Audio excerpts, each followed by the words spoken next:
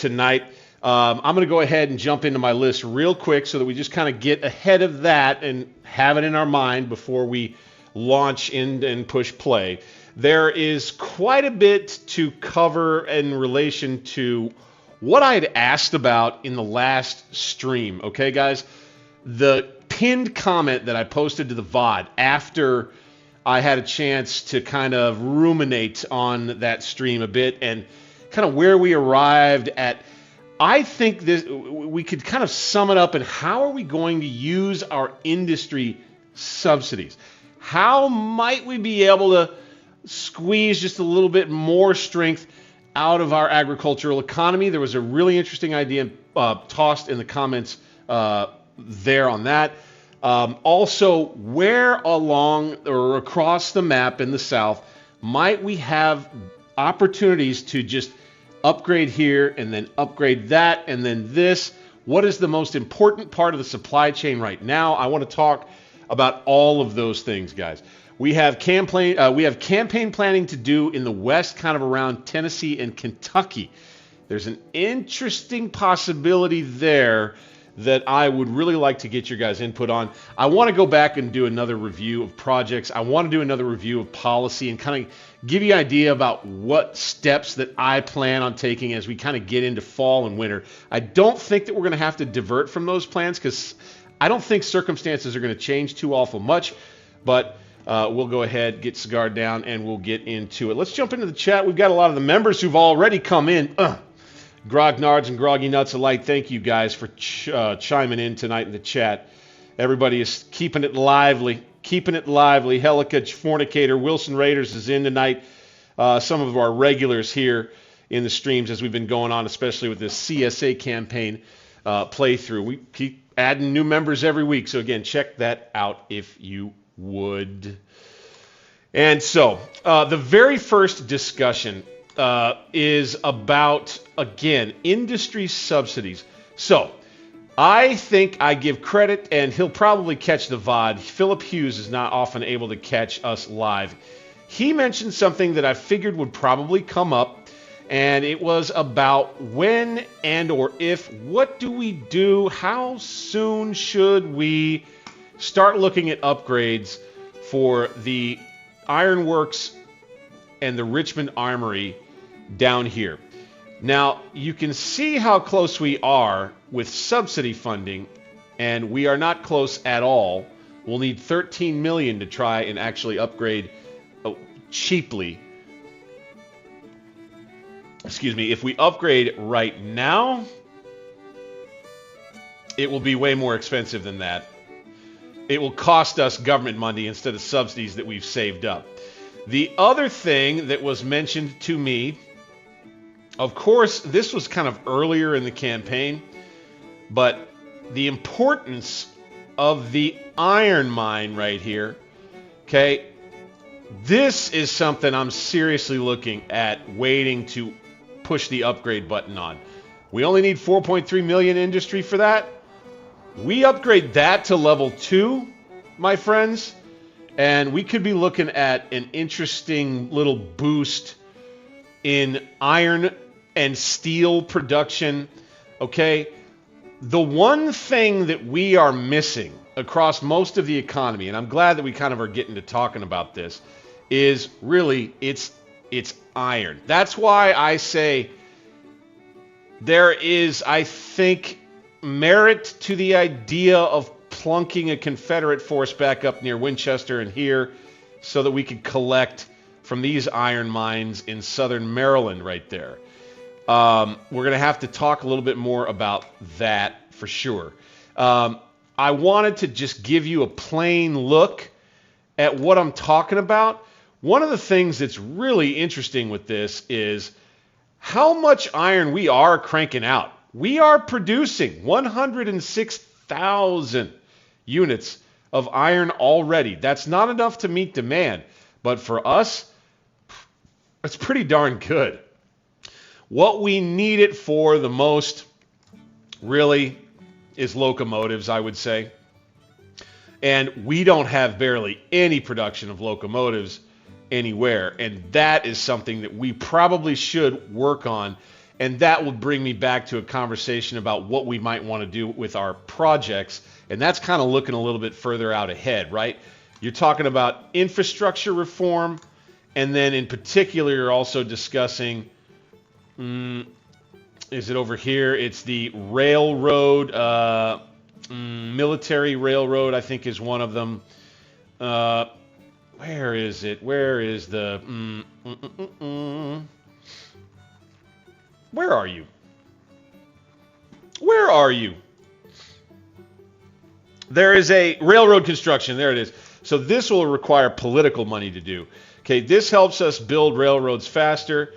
Okay, and then the more railroad lines that we build, the more our rail transport capacity is likely to go up. So that's kind of an important thing.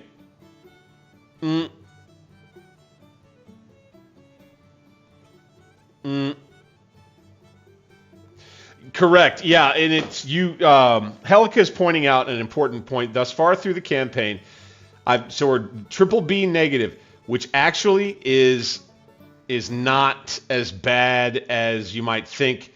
It's pretty low. So we can't do a heavy load of spending. We got to kind of try to continue to do it dribs and drabs until we do kind of what I'm looking at next, which is into the policy planning, which will come up here in a bit. We're looking at government funding and print notes and impressment, all things that are meant to help boost our income. I'm looking at making a move on tariffs that I definitely want to ask you guys about too. But again, is this idea about how we allocate our industry subsidies. The other thing that we're kind of short on is the iron, right? Well, the other thing that we could use, I believe anyway, are more of our foundries. We only have these. Okay, they crank out our iron and bronze. Okay, we need these. We probably could use another one. So in combination with using industry subsidies to upgrade this iron mine, which I think I'll do, and then that, of course, will make the Knoxville defensive operation that much more important for us. The other thing to do, I think, would be locating a new foundry or upgrading the foundry we already have right here. Okay, bingo. And we would have to wait on that for a not too lawful long, $7.1 million to get there, right? So we would need at least like $11 million in industry subsidies to get there. Let's tick up to about $3 million in industry subsidies just to start ramping up our spending on that just a little bit to get it moving a little bit faster. But I believe we're sooner rather than later going to be able to upgrade this iron mine right here. All right. Then we upgrade the foundry. So this is something I wanted to talk a little bit more about too, and make sure that I included was a mention. How you do this, okay? What do we need the most of? We need the raw resource most, right? So we're going to upgrade this first. Every chance we get to try to steal iron from the north, I think we're going to try to take it. And then next is, okay, then upgrade your capacity to use that iron ore to crank out iron. And then we come back, we upgrade this. All right, then we're cranking out more iron. Then I think we look at using industry subsidies down the road to upgrade the armory, the Richmond Armory and the Tredegar Iron Works to start cranking out more weapons and artillery. Now, this was something I was going to show you guys that is, I just was blown away. So artillery can be built, right, with wood, which we have a ton of. And then it can be built with bronze or iron or steel. Now, let's go look at steel real quick, fellas, because right here, you're going to be blown away. We are producing 21.4 thousand units of steel and outstripping demand by nearly 20,000 units right now. We have a glut of steel. It's basically worthless. So we should be able to crank out a ton of artillery guns. What that tells me is that we probably should get to recruiting some new artillery units across the map in our armies and just take advantage of that a little bit the same way that I did as the North. I think I figured this out about another 6 months down the road in my campaign as the North, that they were just cranking out artillery like crazy. See, right here we've got 2.45 thousand production. We are not meeting demand right now, as you can see, but I believe that we will be able to meet that demand, and then what that convinces me to do too is continue following the plan I have for the way that I'm going to be spending military subsidies, and I'll go over more on that coming up here in just a bit. But immediately, I think it'll be important. We'll go ahead and push play now to jump into the Army of Tennessee, and let's go ahead and let's see where we might add a little bit more artillery. And also, there is an item that I want to get straight to right after this, is to jump over there to Missouri, where we've got, I think, the most discussion to do about military campaigning in the short term. And I want to go into that army, and I want to do some post-battle administrative work, reorganization work. They've just had a really long and bloody campaign over there, so we've got some stuff to do with them. Let's see what we're talking about here in the chat. Yes. Yeah, we're importing basically all of our iron ore. Like half of the iron ore that we're getting, we're importing right now. So we want to try to afford ourselves the ability to actually make more ourselves. And then that iron mine becomes that much more important there near Knoxville. So let's go ahead and let's add some artillery from... Let's go not all own states. Let's add it out of Louisiana. New artilleryman. And I like this uniform right here. Bingo. Okay, there'll be 6-pounders. There'll be 6 of them. Okay, Zollicoffer is going to add a new battery. And we'll do it out of Tennessee. Right now, should we do that? Yeah, Tennessee. Okay, new artillery battery. We'll go blue pants, dark gray. That looks good. More 6-pound field guns, right? So we'll stick with that. We've got more artillery in this army. 43 guns now. We'll do one more battery here. Okay, we'll go... Which state do we want to go out of here?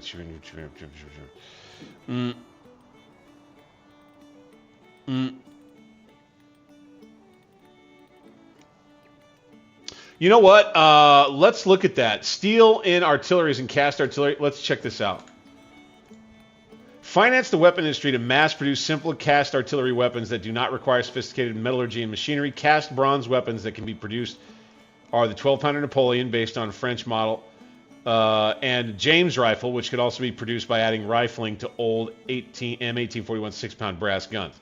So I don't exactly know the details about how the resource flow works to do cast artillery, to do each and every single different kind of artillery when you actually order it.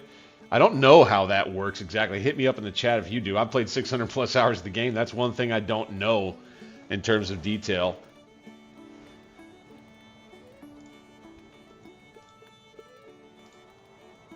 We want to add one more kind of reserve battery. We'll bring it in from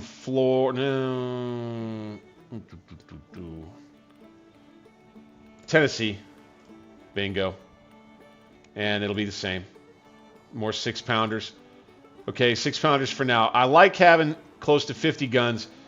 We have close to 20,000 men in this army, and then the next thing was to talk about the opportunities that lie before us to do something here instead of just sit here. Right now, the Union Army of the Ohio and the Department of the Ohio are both here. They pushed me back out of Bowling Green because they overwhelmed me with their numbers.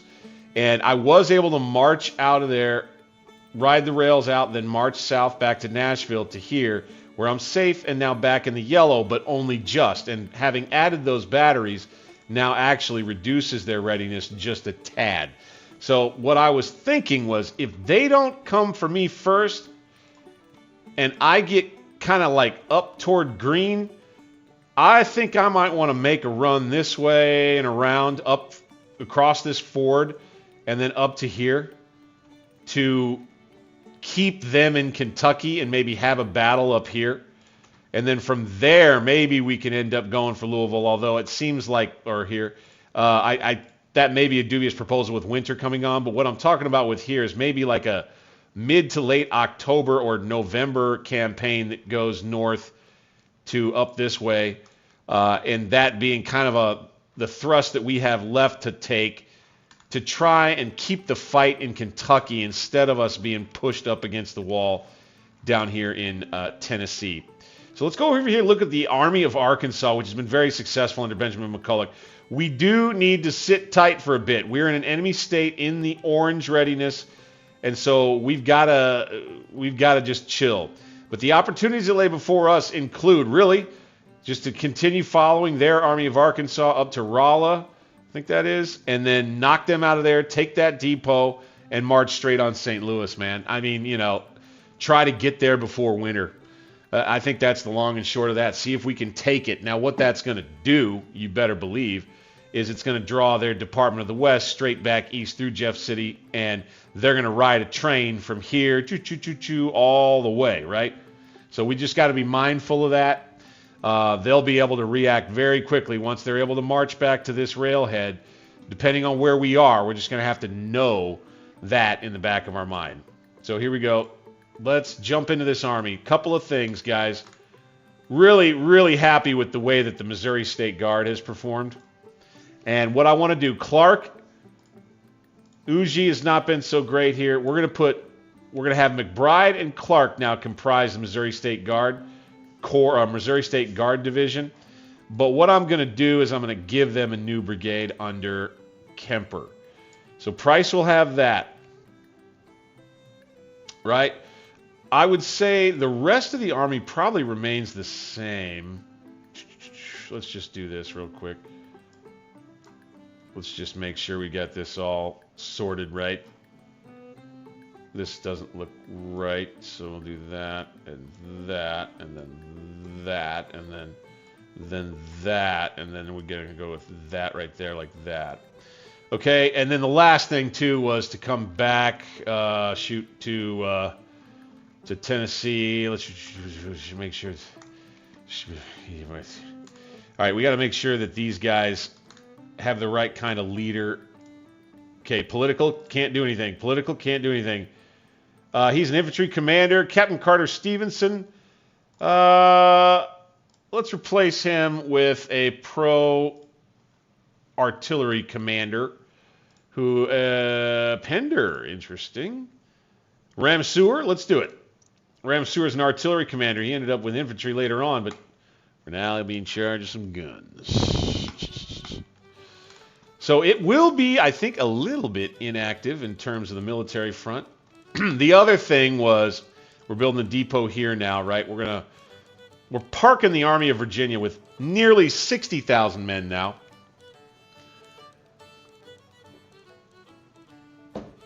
I'm thinking, oh, that's right.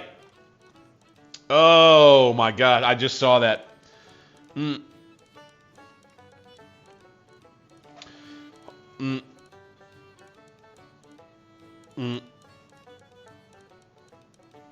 Yeah, the blockades are going to get tough.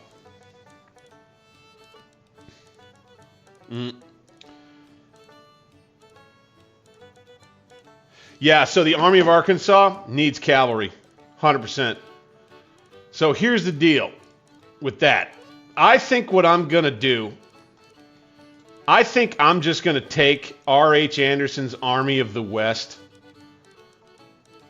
and I'm going to take Adams' Cavalry Division out of it. 2,200 cavalry. And I think we're just going to transfer them. They've got some experience, right? And we're just going to send them to the Army of Arkansas. Bingo. 5 days. Do it. And now Anderson's army gets smaller. That's fine, but he's got a couple of new cavalry brigades coming in.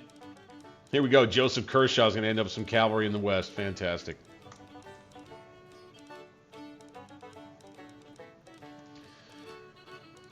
I know, right? That's why I say I have some trepidation about doing both a Kentucky and Missouri op. I believe there's a chance we could make it real interesting in Missouri before winter hits. Look at us. We got 111,000 men in. We're down double B plus. Okay. Let's take a look at strategy real quick. Look at their national morale. See, us beating them in battles like we're doing, it does more good, I think, than you think. Our military experience is now 7 higher than theirs. Okay, it was 5 higher. It's 7 higher now. Okay. Right? They don't have that many more men than us. Right? We have enough men. Yeah, this is something that might be... the thing is, I don't want to divide this army when it's gotten... See, look at this. We've got 1, 2... This is the other thing, was to reorganize this whole force and turn it into kind of an army that's got separate wings. Just as long as Major General Beauregard is a Major General with his 2 stars, and that means he's senior to all of the Major Generals who are worse than him, as well as the Brigadier Generals underneath him. We're probably going to form 2, wings is what I would do. Where I would take, say, I would have Ewell and then also Magruder commanding wings of the army so that we don't have this gigantic pile of troops. It ends up getting a little... I mean, it works better because they all come onto the battlefield at the same time. That's understood. But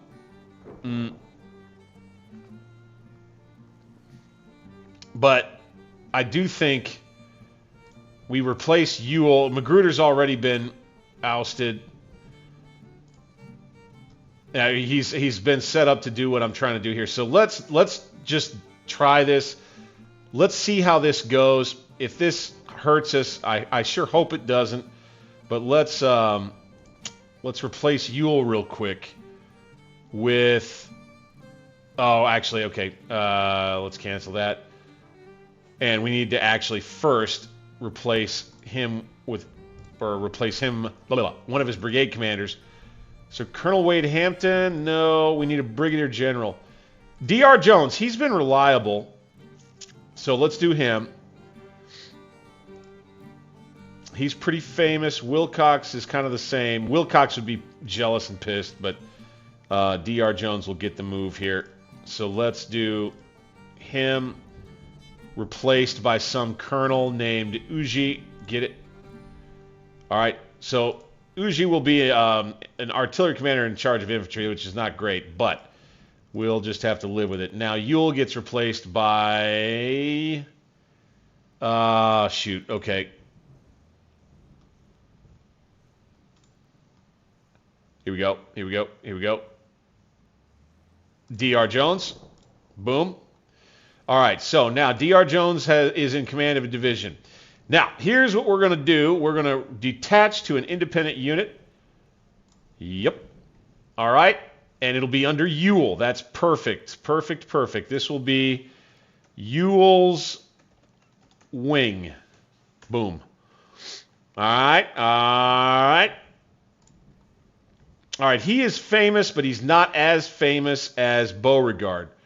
So I don't believe that Ewell would ever take command on the field if Beauregard were with him. All right, so now Ewell will end up with D.R. Jones. He'll get Whiting's division.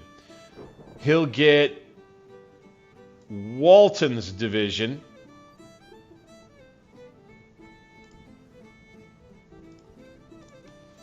Ewell's wing. We don't want it to be all caps like that. That's funny. Ewell's wing, okay, and then we've done that. Bang. Now we need to do Army of Virginia. We're going to make a new division out of Lee, and he will be, oddly enough, under Magruder. So we're going to go boom. Nah, not Johnson. No, sir. Magruder. He's actually been in battle for us, right? Now we go back to transfer right here. All right, we go to the Army of Virginia, and Magruder will have McCulloch's division, Koch's division. All right, and then Beauregard will maintain command of the Army's reserve, basically. Each of his wings will have Magruder's wing. Boom. All right. So Magruder's wing, about 30,000 men. Ewell's wing, about 22,000 men. And what we have here set up is, I believe, a scenario where Magruder, he's a breveted major general now. He was a brigadier. So he will definitely fall under Beauregard if they all end up on the field together. Ewell, same thing, I'm almost positive. But here's what we end up with, a big stack of dudes right here. But we have the ability, I believe, to kind of do like de facto corps. So Magruder's wing, I could go ahead and move in defensive stance, say, to here. Right? And he'll be out there as kind of like a little bit of bait, pushing our front out just a little further. Ewell will be back here with the main Army headquarters, and we'll just continue to build the Army of Virginia over here. Got a storm moving in. I like that. I like that. But right here, the only thing we have to worry about reacting to as far as Union moves is something that they're going to do with their Navy, if anything, and something they're going to do right here. I think that that's really all we have to think too much about. Let's jump into the chat, everybody. I know there's folks who've been chatting it up.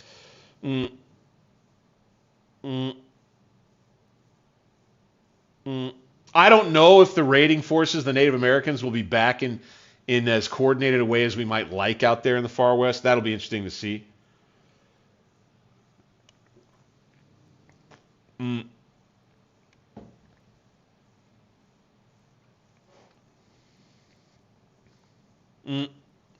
So, Van Dorn, if I have this right, he is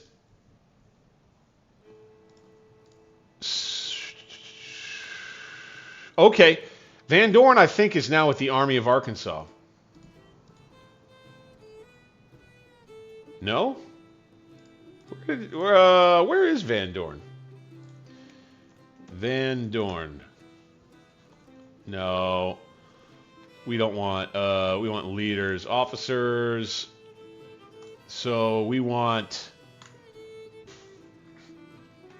Van Dorn. Okay, he is where? Steele's regiment, cavalry. Not sure where they are, though.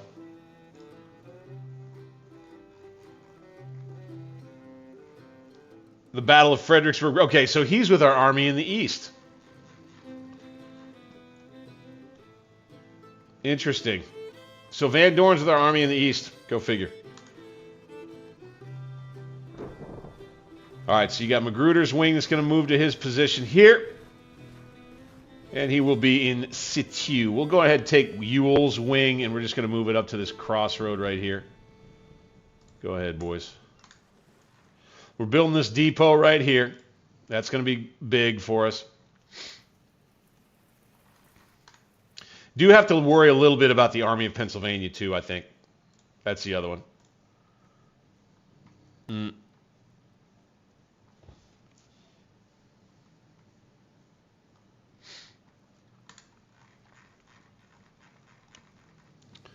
So, I see what you're saying there about Corps. We don't have it yet.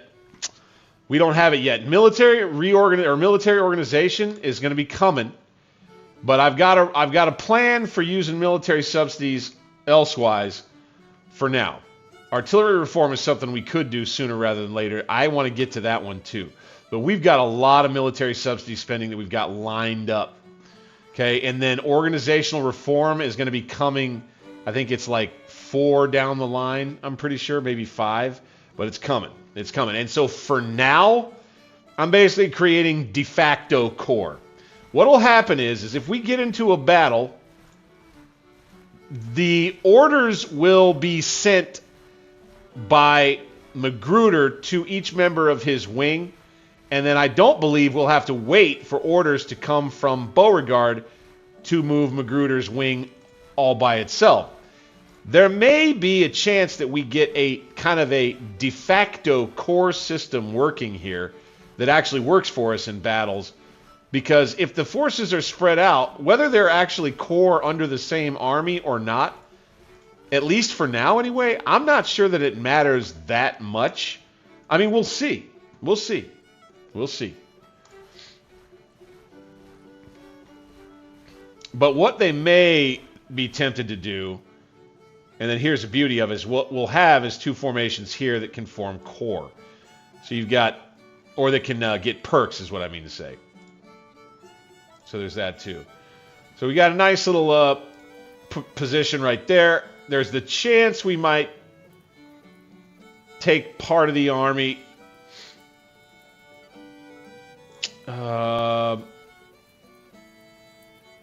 It would probably be with Ewell and to come back up to Winchester, or put him in the valley in Stanton right here.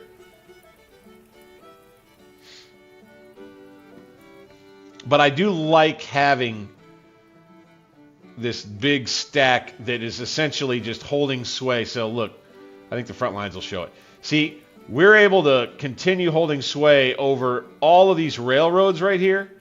So what that means is that the Yankees won't have any ability to do something quick that I'm not going to be able to see.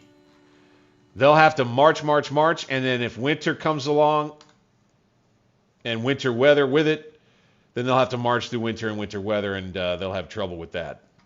Okay, we're back into the yellow, but only just right here. How's our depot right here? See, there is a very slow trickle of supplies coming up this way because of the roads.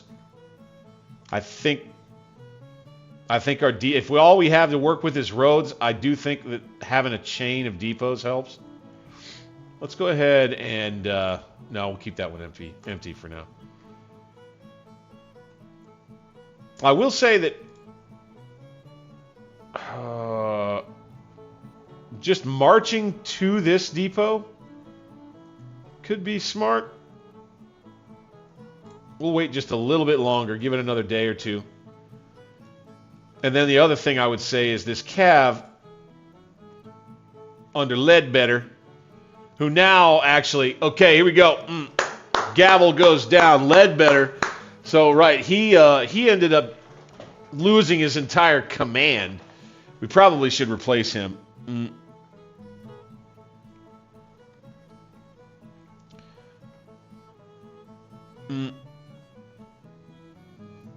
So, let's replace him with a colonel.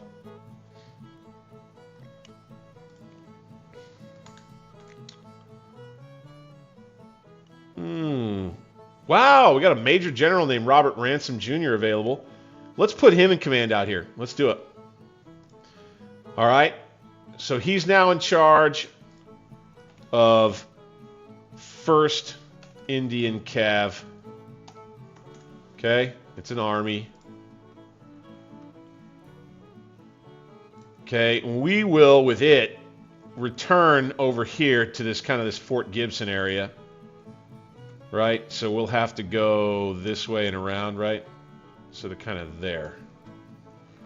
So since we're in the orange, we can make that move, right? And then the Army of the West probably can go ahead up to, let's go ahead to our military units here. Go back to the Army of the West, and let's have them follow. Just head up that way. Right there. Right there.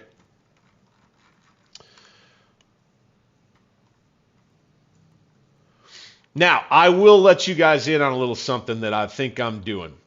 Okay, I'm willing to allow them to keep Fort Monroe. Here's the deal.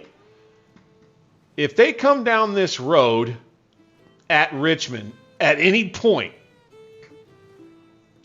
they're going to run into this fort, I believe, and they'll have to stop.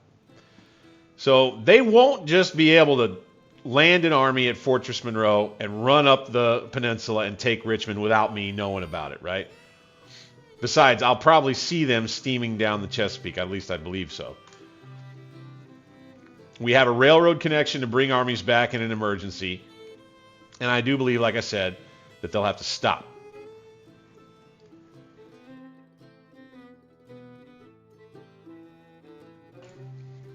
Excuse.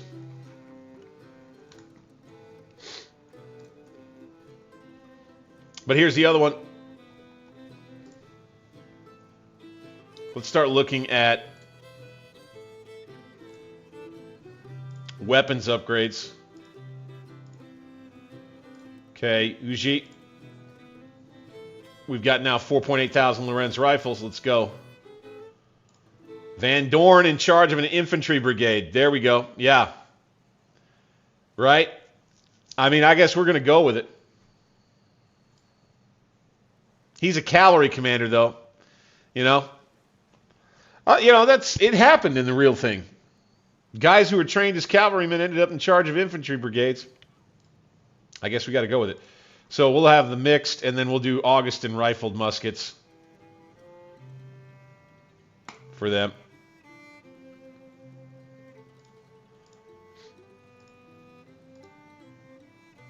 Pemberton and Walker still both have mixed muskets, so let's go Springfield muskets for some of these guys. Right here, like this. These boys, Springfield muskets for them. Smith. None of these guys really has earned, these are all new brigades. That's what it is. Yeah, these are brand new. The Zouaves right here. So we'll give them the Springfield musket. But these brand new guys, they're going to be last in line for the good stuff. I want to make sure that Magruder's wing is taken care of here. We got Plains rifle, Springfield rifled musket. Springfield musket is fine. That's fine. Who deserves an upgrade? These boys under Edward Johnson could go with no. Although he's a good commander. But I think they're newer. Early's brigade, and they got Gryshot. He did pretty good. Trapier's done fairly well, but they got rifled muskets. Stephen D. Lee, he got upgraded recently. It's tough to say. I think we upgrade Reynolds. I think he did real good in this last battle outside Fredericksburg, if I remember that right. Reynolds, yeah, McCulloch's division kind of distinguished itself. I think it was Reynolds and Archer? Or was it Reynolds and Cooper? I can't remember which. But let's go Reynolds with some Lorenz rifles. Boom. All right. We'll have that set. Magruder stays in defensive. Ewell defensive. Let's go scouting. Let's go protecting the supplies with the Army headquarters. And we'll kind of remain in situ in the east.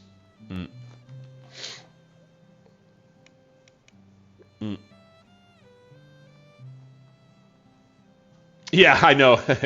Fort Monroe, an itch that needs to be scratched. Yeah, I hear you on that. I hear you 100% on that.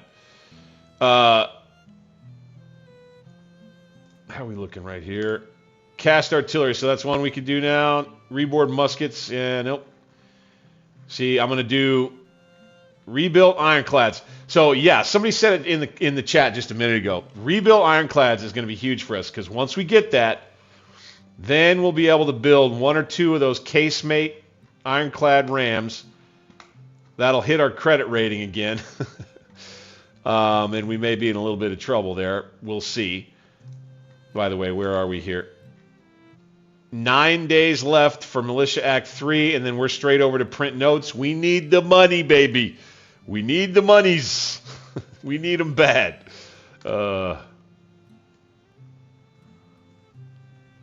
It's good to be getting those Austrian rifles in. And by the way, I was going to mention that too. Like, as far as somebody would criticize me for this, right? So, like, I'm not going to be going for many more diplomatic subsidy-funded weapons projects, frankly. Weapons import projects. We've got our Austrian rifles. I think that those are a blessing. I think we're going to be ordering rounds of those, you know, as we can.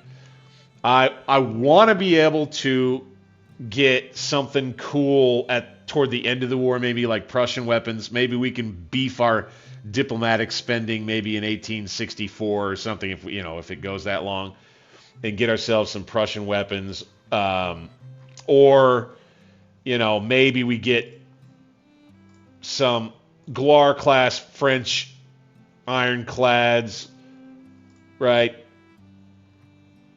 But I think with diplomacy money, our diplomacy weapons projects, it's been done.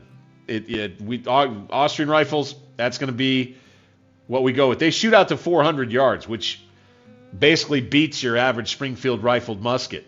Your Augustin rifled musket from Austria matches the Springfield rifled musket.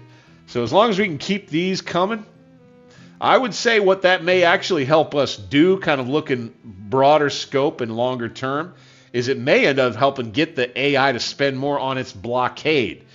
I would be fine with the AI spending a little bit more on its blockade, give us a chance to use our armies out here in the field a little bit more to cause all kinds of trouble for them. What do we got? Construction. Yep, depot's done. Good. I need to go around and I need to look at depots that I need to get rid of. That's the other one. Supply reform. That's another big one that we're going to need to do. There was one down here by Galveston, if I remember. Yeah, this one can go. Don't need that. Could we look that up? Do we do depots? Supply depots. Yep. So Petersburg is there. We don't need that so much, but we do kind of need. Ooh, okay. Fort Smith, Arkansas. We need that one kind of. We need the Nashville depot. We need this. Yeah. So, is there one up here or something? No, okay. Fine. And here we go into October. Here we go, right here. Ooh, they're making moves. They're making moves. The Army of Pennsylvania, not sure what they're going to do there. I got a feeling like the AI senses the threat here. Interesting. Very interesting, gentlemen.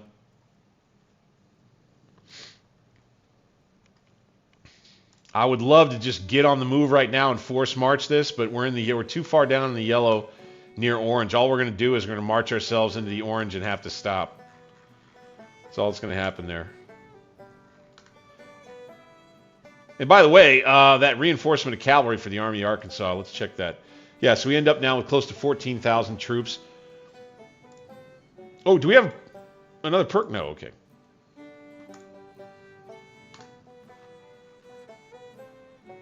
And then the other one was out here, Beverly Robertson, in charge of the Knoxville Defense Force, has Gladden's Infantry Brigade now, right? Okay, we'll keep that the same.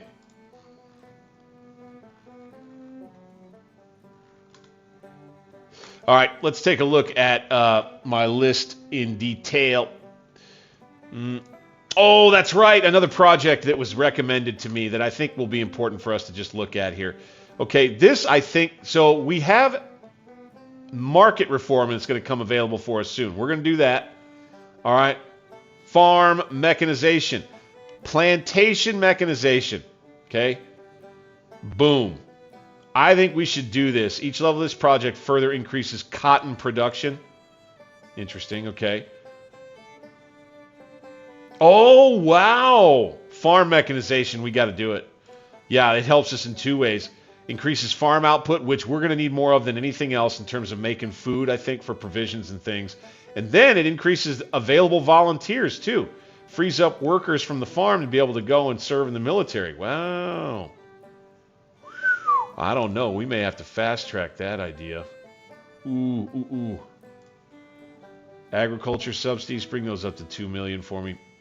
Buckaroo. Very good. Very good, very good.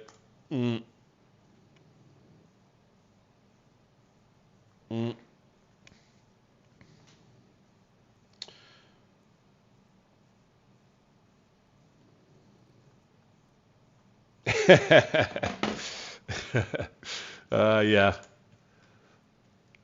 I would say, yeah, Austria never knows what it wants, man. We'll just glide on into early October. We'll try to spot little opportunities to do stuff. I would say with their Army of Pennsylvania on the move that way, it might make sense for us to take the Porterfield and the Army of the Northwest. Just move them, say, to here. See what happens. Stay in defensive. Guarding supplies. Yep, for sure. Small army. Just going to be a little mountain army. That was the other one, was to send a portion of the Army of Virginia out this way to just kind of make a fuss. You see, our economy is just doing fine right now, man. Like I talked about this before. We're outstripping demand everywhere. Making a lot in sales tax, too. Quite a bit. Once we get those markets going and upgraded, too. See, we're doing such a good job. Bronze, not so much. What do you use bronze for a lot? What does bronze get used for? Making artillery? What else? Maybe bronze is what we're using for making the artillery instead of steel. Oh, maybe that.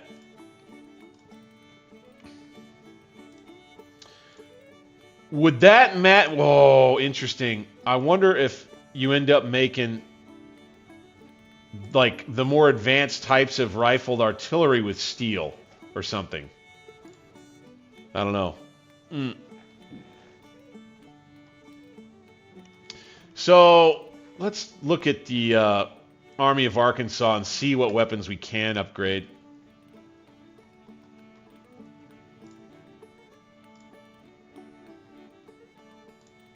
These guys deserve some upgrades for sure. McBride already got some. I don't want to give any Lorenz rifles out to the far west here. I'm sorry, they're just too far out here to benefit from that weapon. Too far out, man. We could probably afford to get some better cavalry weapons here before long, too. Again, more government spending that we probably can't afford. I'd say at this point, we're waiting to move this army, and we are waiting to get to the next government funding policy print notes. And then the Tariff Act. This was where I was looking at. We can export a ton of stuff. Our export volume, let's look at our economic report, by the way. Now in October, we are still expanding. Tax revenues decreased by 14 million. Damn it. Okay, export volume still beats imports. That's because of the tariffs, I think. Yeah, iron, food, and coffee still we're short of.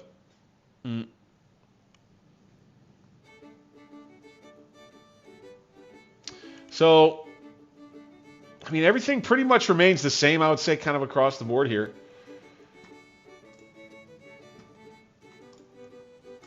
And as far as when the next battle happens, I think it's going to be here in Kentucky. The next field battle. It may not be for a little while. It really may not. This may be This may be an admin-heavy stream, possibly. One of those things I do love about the game. New gifted membership from Helica, and that'll go to Dean Sand. Hey there. Welcome on into the club. The club of grognards and groggy nuts. Ah, yes, we need to make sure these guys do what they're supposed to do. That's right. We have to restart each of these patrols. Oh, looky here. Here we go. Tattnall Squadron. Let's get into a raid. Offensive. Let's come down here. They got 9 ships. Tattnall with his 4 ships is going to come in here. We're going to help. They're trying to knock out this fort right here. Looks like their coastal operations are underway. They could follow that up with an infantry landing. I don't know. But they would love it if they could just take one of these forts and knock it down probably one by one. All right, we're in. Battle begins. Their ship already disabled. Beautiful.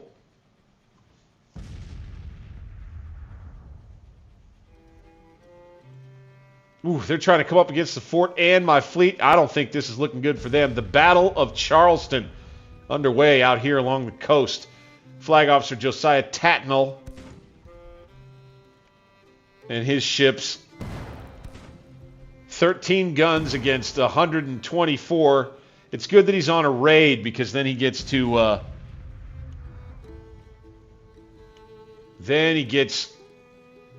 like get out of there if he needs to. We have, what do we have? 4th rate steamer, a ship's tender, gunboat, and 2 schooners. Trying to fight against some of these massive ships of the line, it looks like. My God. I do believe we also have the fort in the battle.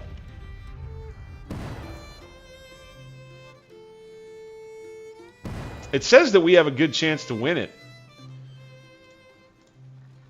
We'll see about that one. The Battle of Charleston continues.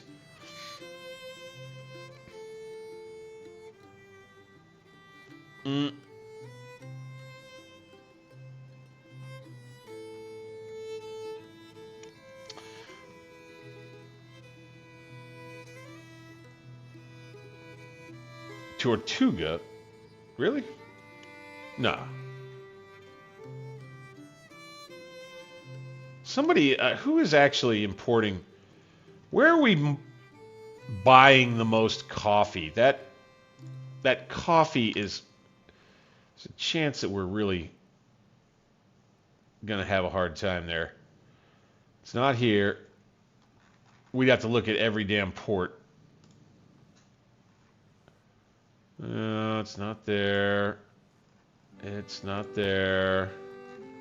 Yeah, not sure where the coffee's coming in at.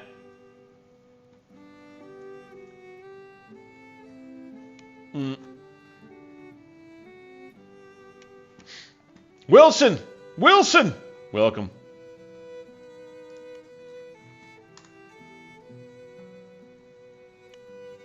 Okay.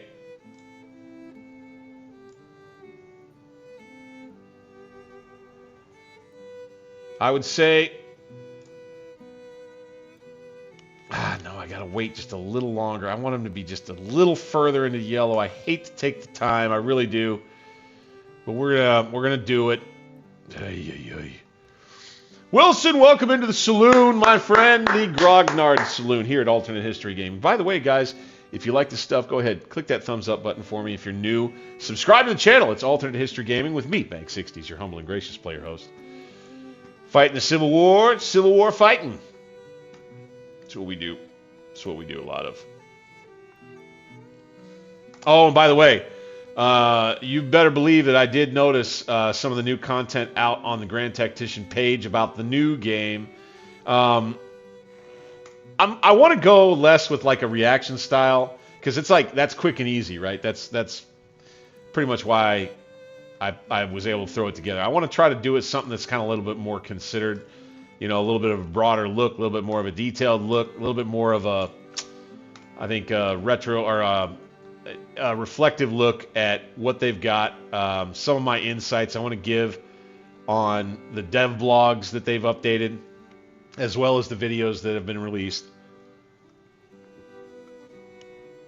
And so it won't be so much of a reaction video style. It'll be more of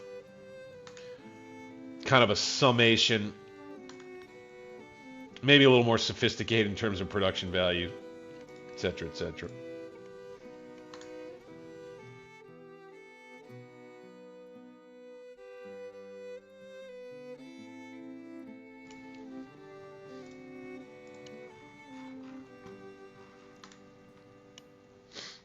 All right, we're leaving. We still have 4 ships. The USS Perry is disabled. Oh, did we capture that ship? The results of the Battle of Charleston. And with the Gulf Blockade Squadron retreating, the engagement was a remarkable strategic victory, with the enemy fleet steaming to the safety of their harbors and 1 ship captured. Condition of the enemy fleet believed to be alarming. My fleet suffered 1 sunk. Well, how about that? We get away, okay, in a raid with 1 ship lost. I think we lost our 4th rate steamer, but we capture the USS Perry, 12-gun frigate or brig. I'll take that. And then they'll be left here. They're on the move. They're getting the heck out of here. Okay, what's the condition of this fort? Does it say? 55. Okay. So it looks like they're just going to kind of just try to pinprick attack, even at our forts right there. Oh, here we go. Army of the Potomac looks like it's on the move. 20,000 men, 15 guns. Trying to be on the move. Yep, I hear him marching.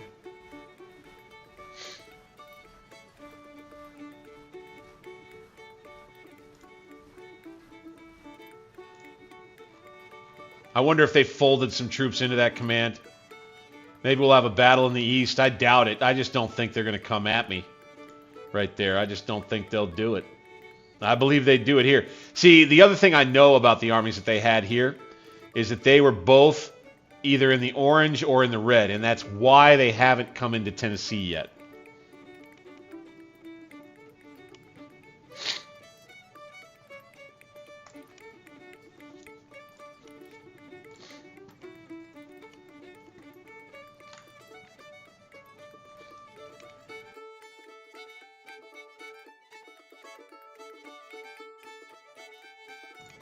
Uh-oh, allergies kicking in. Okay, so we need to go back, and I need to look again at, and just kind of be a refresher on kind of what we're looking at for policies, right? Here, we're going to wrap this up in 5 days. We're going to hit print notes 2, and then we're going straight for impressment. Boom, boom, boom. That's the plan. I want to do 3 acts. I don't want to do any policy yet. I think after we do impressment, I think there's every likelihood we go ahead and go straight for government funding too. Basically, we're in a spot now where we got to get this credit rating. We got to try to boost it right now because we're going to be spending more as we keep going forward here. Okay, waiting for project money to come in on rebuilt ironclads. We're nearly getting there. Subsidy funding needs to get up to $2 million. We got another $700,000 to go. So let's do a little bit of math here. You can kind of figure this out. So if we're doing $17.95 million for a year, right? Okay. This should take us barely another week or so to get enough for those rebuilt ironclads.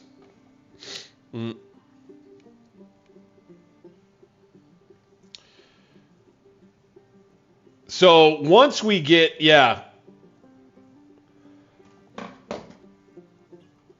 Oh, here we go. So now the Union is going to go ahead and start spending a little more on its military finally. They weren't doing anything before as far as subsidies. They just filled up their recruitment rosters. But here we go. Yeah. Hey, somebody mentioned this. This is good. Boom. Okay, let's take the Perry out of here and let's get it back into harbor and get it repairing, right? Good, good, good. Okay, we're going to need to... Okay, so Josiah Tatnall is going to lose this command, but that's okay. He's not going to lose face. He did good. He captured a brig, and we'll begin to use it for sure. I think we could say we won the Battle of Charleston. It may be kind of ongoing, I suppose. But then the other one was to just refresh what you guys were asking about with the projects, okay? Okay, the next one we're going to do is rebuilt ironclads. Okay, then right after that, we're going to do Confederate guns. Okay, then right after that, we're going to do either logistics reform, okay, further reduce transportation upkeep and supply costs, which I think I may be tempted to do, okay, something like that, or supply reform, right? Okay, and then after that, we will do military organization reform, and we'll get into forming corps, okay? That's the plan for projects, at least for now.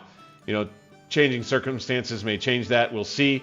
The thing that I'm willing to continue using diplomatic subsidy funding on is this trade deals project.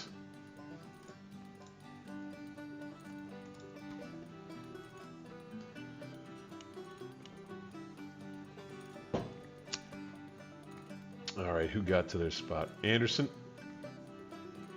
Ah, yes. Up here. See, we need to wait for these guys to get into like the solid yellow green. So R.H. Anderson could actually probably get going.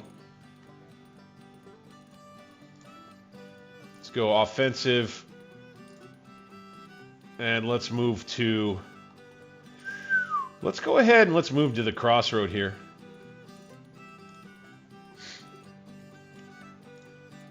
We'll have a little cavalry army out here kind of guarding the flank of the Army of Arkansas. I think that works, right?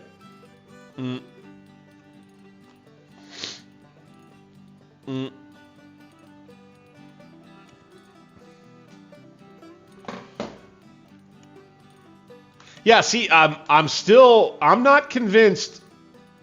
I'm not convinced if we work the rank system correctly.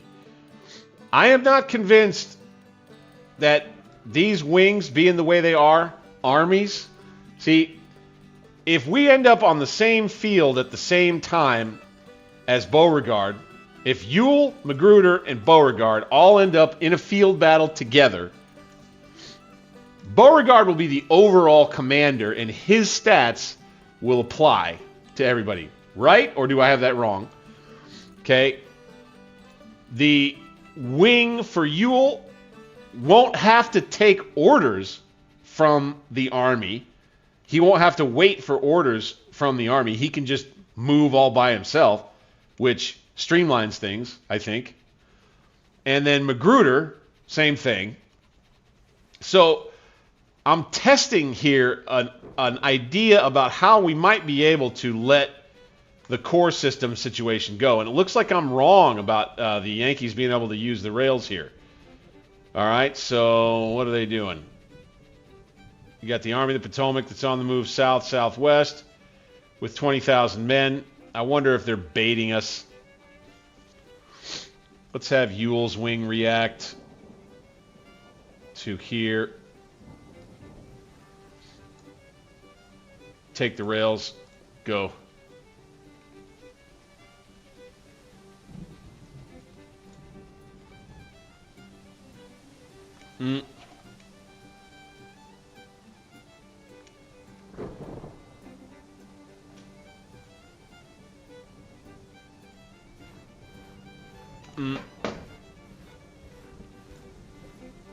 Yeah, no, I would go grab Bowling Green, but there's 2 Union armies there. It's not as naked as you think. They kicked me out of there. I don't know why they're not kind of showing them on the map, but they're not. Excuse me.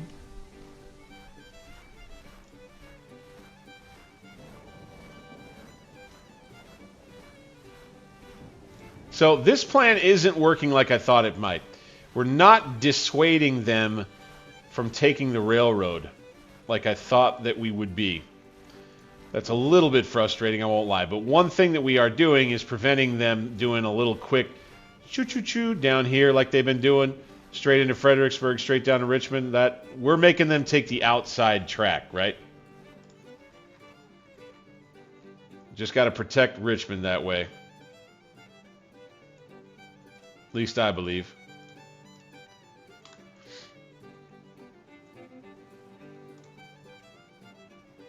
How are we doing here? Shoot. Okay, no, they're still bombarding down here. It would appear. Hopefully we'll be able to... See, what they're going to do is they're going to cost us money trying to repair this fort, too. That's going to be a bummer.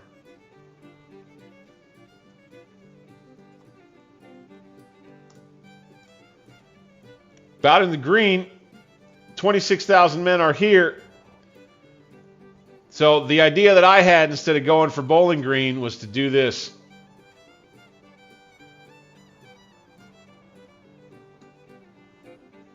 And force march.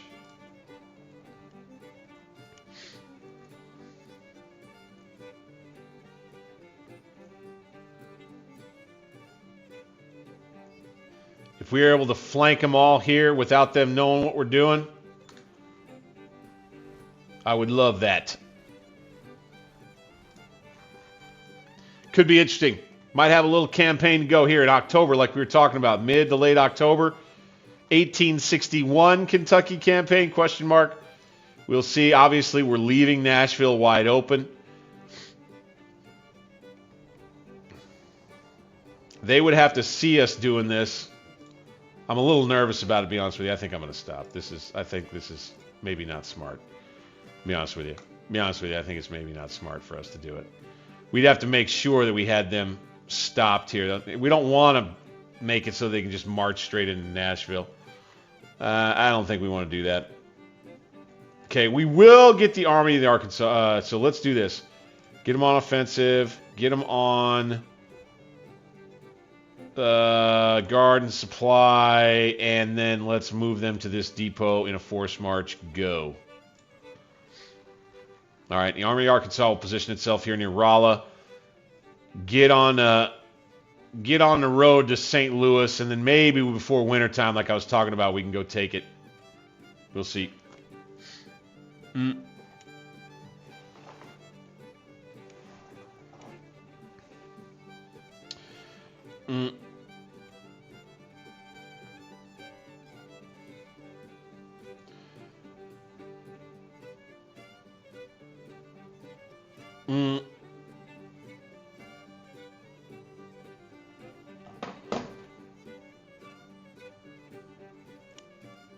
So they are still on the move.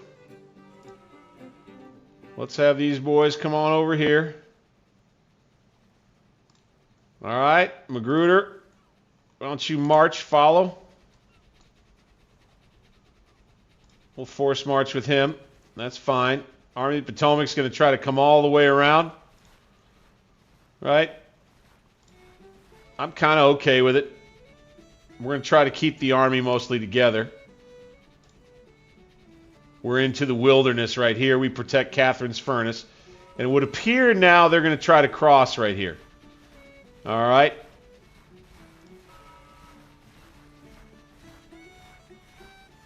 So Magruder... Ooh. Let's go ahead and order him to stop.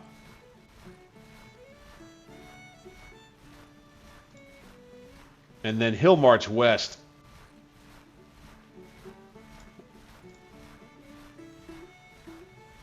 Stop. All right. Offensive to here. Don't force march it. Ewell. Offensive to here. Don't force march it. All right, and then we'll have Beauregard. Offensive. Guarding supplies. Let's make sure we're scouting and stuff. Okay, and the Army of Virginia. We're just going to try and see if we can swamp them right here. I believe we'll catch them at this crossing. I'm not quite sure what it is they think they're doing. Again, the AI doing it's kind of like, They're going to punch you in the face. Just bop you. Hit your readiness. I think the thing that they don't quite understand about it, though, is that I have designs on destroying that army best I can. And indeed, we may have a field battle in the east. Holy smokes. With the Yankees making risky moves.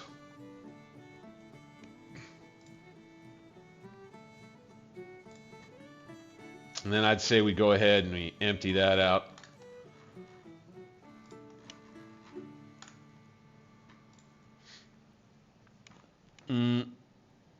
Oh, Ewell's got a perk already?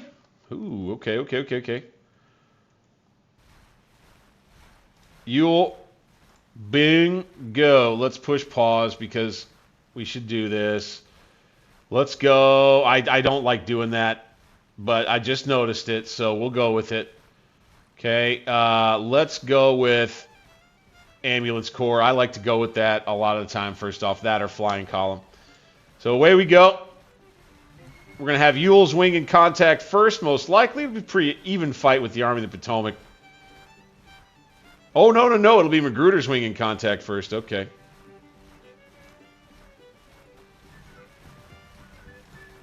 Oh, shit. Okay, yeah, it will be... so Ewell, let's go ahead and keep him on the march. Same with the Army. We'll cross, that's fine.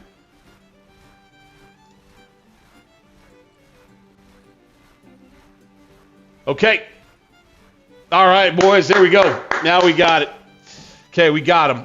It's going to be now William Keim, a Mexican War veteran, in charge as Magruder's wing makes contact. We'll have 30,000 to 20,000.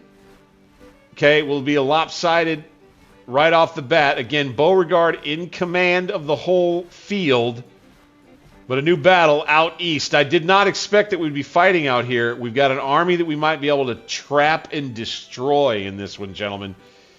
I believe we'll be able to pace ourselves. I want to wait to get the whole army on the field if we can. Oh, this is going to be a fun one, gentlemen. I don't know what we'll call it. The Battle of something or other. I think we'll probably get the Chancellorsville battlefield. We'll see. Let's play it.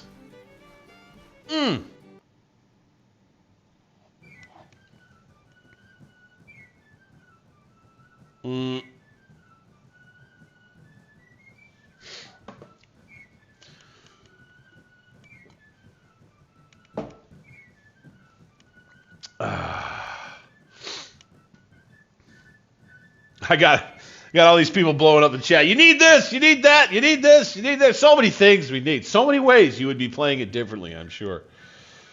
But by God, I'm playing it. I'm playing it this way, gentlemen. And there's more to it than just winning. You know that.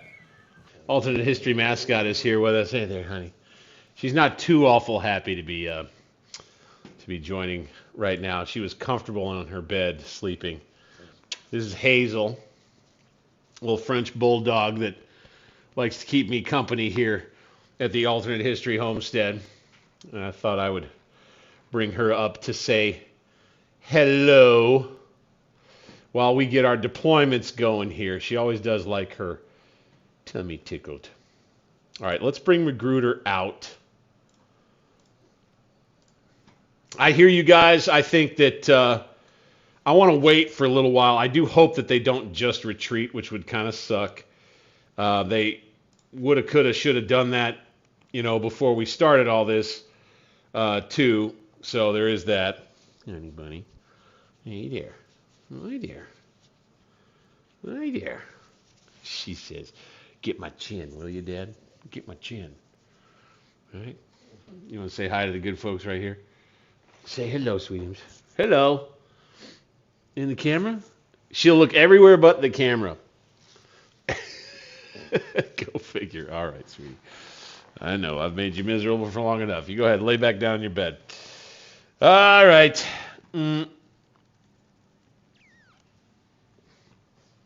Here we go. I trust McCulloch's division for sure. We'll get them on the road looking like that. Okay.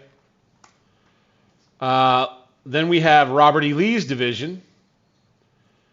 Okay, we'll have them like that. And then we've got Koch's division, who I'll have kind of next in line like that. And then we'll have Magruder, and they'll be coming from the east, likely straight on down the road. We probably won't make this too complex.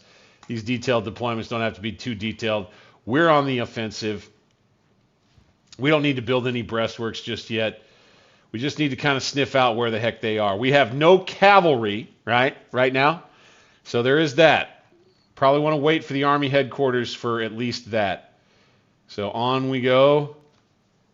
Play! It is in the afternoon time, so it's about 3 p.m. right now. That's worth noting.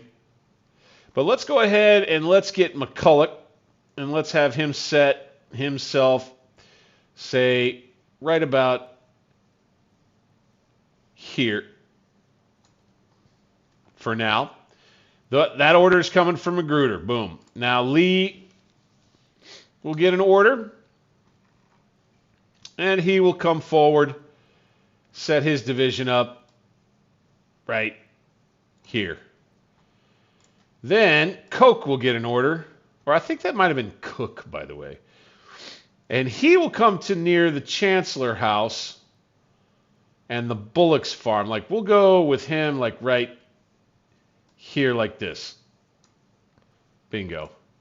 Right? And then Magruder, who you can see he's got everybody right there, is just going to get himself there. And we'll go 5 times and keep it rolling.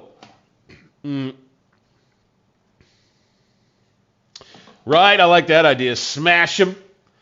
Go to winter quarters. Party it up. I like where your head's at there.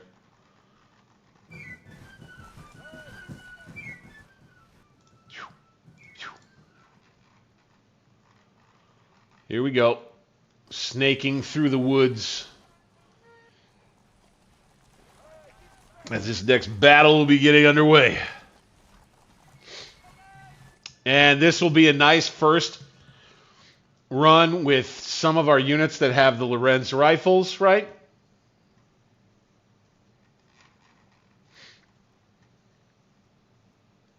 That could be very telling. So we'll have to see about that. They obviously, since they, this is one thing that's just kind of like in the back of my mind. Since the Union AI went soft on their military subsidy policy, I don't imagine that they have done much to upgrade their weaponry just yet. So we may be in real good shape here right now. October 1861, yet another battle here in Northern Virginia. I heard somebody just use your artillery to clobber them. Not a lot of space for artillery on this damn battlefield.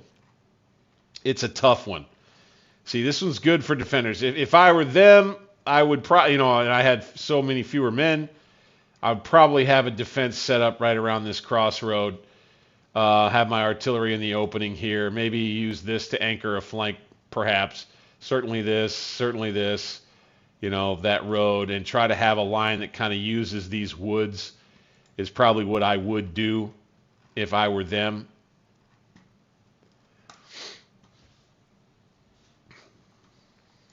When we go into the next day, we're going to be waiting for the headquarters to get here in 18 hours. Ewell's wing arrives in 17 from Spotsylvania Courthouse. Right, so that'll be from down here. Yep. From here, Ewell will come on from there. And I think that's where the Army headquarters will come on from too. Let's just double check that. Yep. So they're both going to be coming on from right here. So we'll kind of have to march them to boom and then to boom. So it's good to know that. Right. I would say the Army gathers here around Wilderness Church. There we got a super chat. Wilson Raiders for a win. The Cigar Fund, sir, $5 donation. Thank you as always. Wilson, you're the best. Thank you. But yeah, I think we have the Army arrayed here around the Wilderness Church area in using these woods. You know, we've got these 2-3 roads to work with, kind of.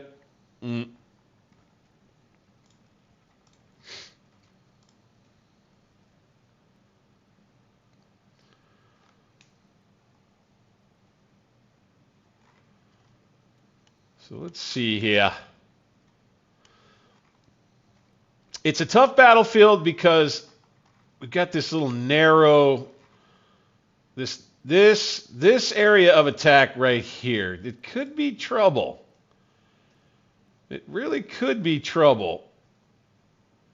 I think we're going to need to use this road, and I think we're going to need to use this one to get around them on this south side.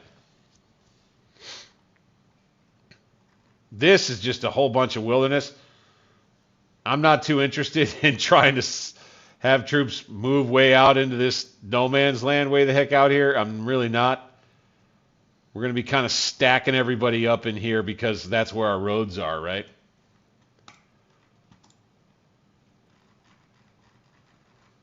So let's see here. I think we could take Lee's division now. And at the very least, you know, put them in these the woods right here. Okay, McCulloch's division could go kind of right past the Wilderness Church right here. Right at that crossroad, kind of. Ooh, let's not do that, though. Let's go, don't you worry about cover.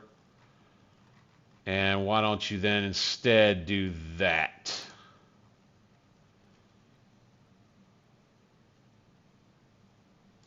Okay, and then we'll have Cook's division. We'll bring them to right here. Nope, not there. And again, we will not worry about cover with them. We will go to here. Like that. So now Magruder's Corps is going to be laid out. He'll go ahead, set his headquarters up at Wilderness Church. That's fine. We'll have one division that's a little bit isolated but can be reinforced fairly quickly. Pretty good shape, I do believe.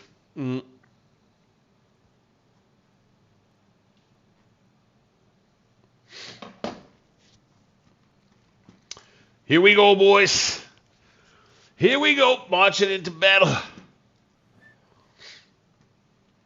Getting late. We're in October now, so night's gonna come a little more quickly. I think that we get dark at maybe 7 or maybe 8 now.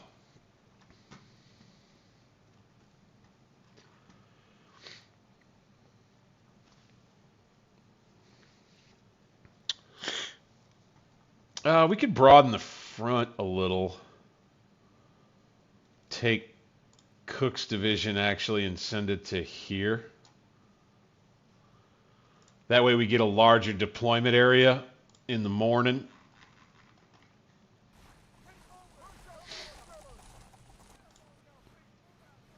Yeah, right down at the base of this ridge right here. There we go. End of day at 8 o'clock. And we'll start 0700 next day. Deployment area, fine with it. Looks good to me. Let's get McCulloch where we want him. Boop. Except we'll be a little more particular about his guns. All right, what we'll do is we'll have the division in line. Okay, that puts his guns in the center. I like that. We'll just go ahead and put the guns in the center so they can see a pretty good long way. Just like that. Let's have Reynolds Brigade. Let's have Daniel be right where he is. I like that. Let's have Cooper with his Mississippi rifles, the Lorenz rifles. Look at how far those things will shoot, man. Perfect. Perfect. We'll have Johnson in the woods right here. We'll have Archer backing him up. Daniel is right here. And that's McCulloch's division up front. Here we see Union troops. Bingo. Cook's division is on the left. Yes. Lee is here, which I would say generally I'm probably okay with right there. Here's where we could flank.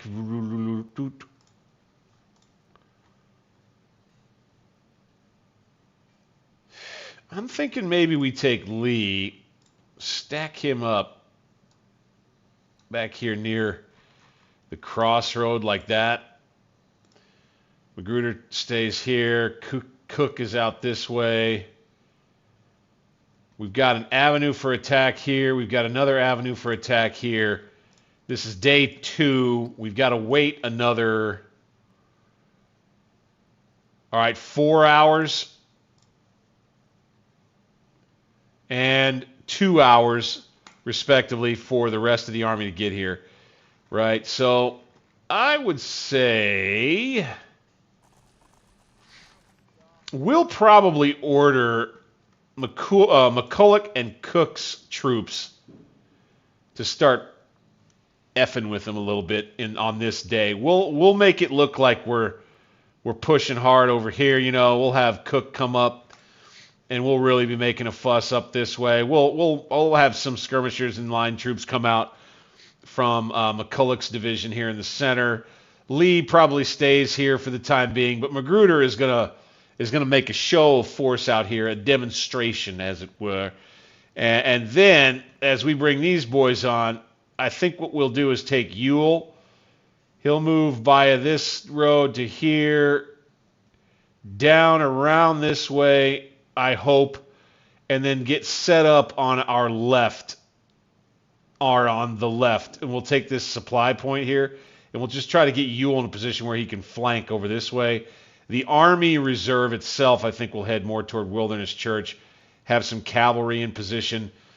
Maybe RP it, have cavalry out on the right. I think that's probably what we'll go with right here, gentlemen. I think that's probably what we're going to go with right here.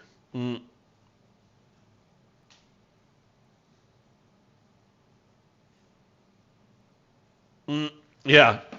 So the other part was, I think we'll just, for now, I think we'll just end up using the divisional artillery that's included in each of these commands. Here at 0700, we're ready to push play. Let's go. Boom. We're going to open up. Oh! Okay. They redeployed. It's that infamous AI redeployment. There they go. Okay, Cooper's brigade out here. They're going to need to get skirmishers out. What a clever move. What a clever move indeed. McCulloch's going to be pushed out a bit here. And I'm not quite sure what they thought they were doing. But I would say that you've got McCulloch with Cooper here. I think Daniel is going to need to be ready right here. I think Cooper comes back to here. All right, and then Cook pushes his division like we were talking about, and I think maybe we have them like this. Bingo.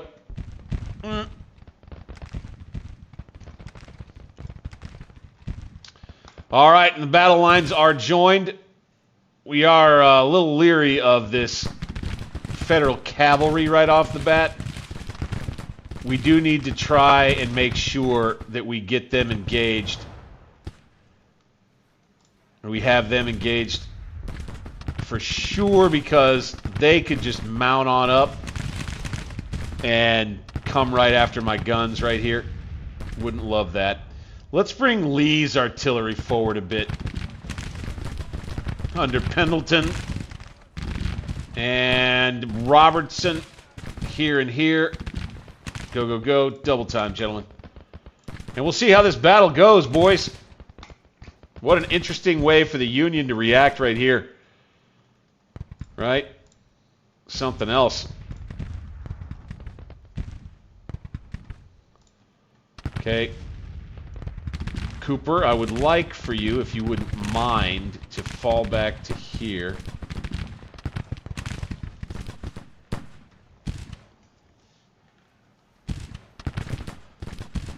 Got the Mississippi Rifles working with these boys here. We are playing offense, right? So we got to be mindful of kind of the goal here, what we need to get done. Let's put this infantry brigade under Archer in a place where they can help guard these guns. That'll be important. On the double quick, gentlemen.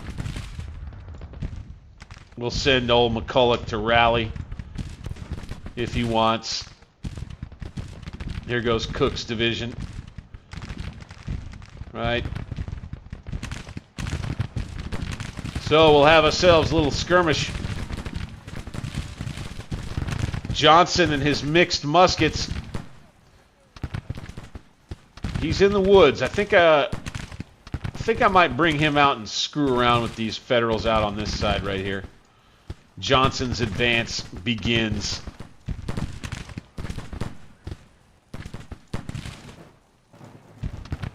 But it's McCulloch's division out front.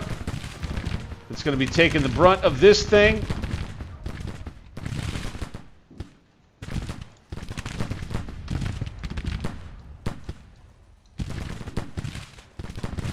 There we go. We're forming up. Daniel's kind of doing something funny there. I think we'll be able to reform him once he gets formed up the way he's going. Skirmishers making trouble, boys. I think we pushed off their cav. There we go. We got them falling back right there. Good deal. Don't want to commit too much just yet. We could just go right into it on the attack with Magruder. I might even be tempted to do like a die roll to RP it and see if Magruder gets his Danda up and goes for the attack. That'd be fun. All right, Skirmisher's going to get out there and engage the next group. Okay, they're going to run off. Good deal.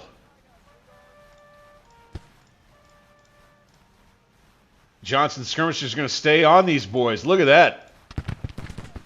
Fantastic. Let's have McCulloch jump into a screen command. Go ahead, man. These boys, though, take your AI. Take your AI off. I don't want them to move. Ooh! Nasty volley up against these skirmishers here. They're still confident, though.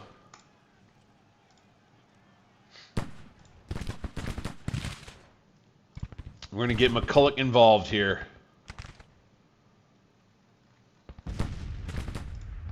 They did pick a good defensive position back here, I will say. It's solid.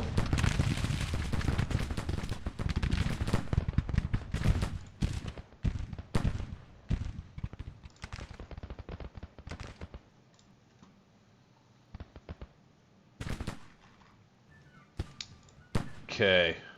Johnson. Boy, I tell you, I think I might need to pull him back. Let's go ahead, get skirmishers back out, and then we'll have the main brigade pull back.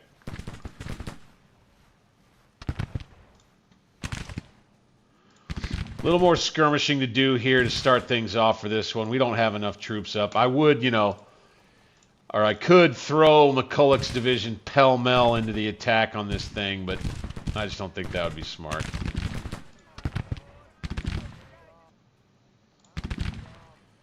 Now he's going to do his best to do this screen command I've got him on. They don't get any reinforcements. For a second there I was scared, just briefly. There's a chance they might come and hit us.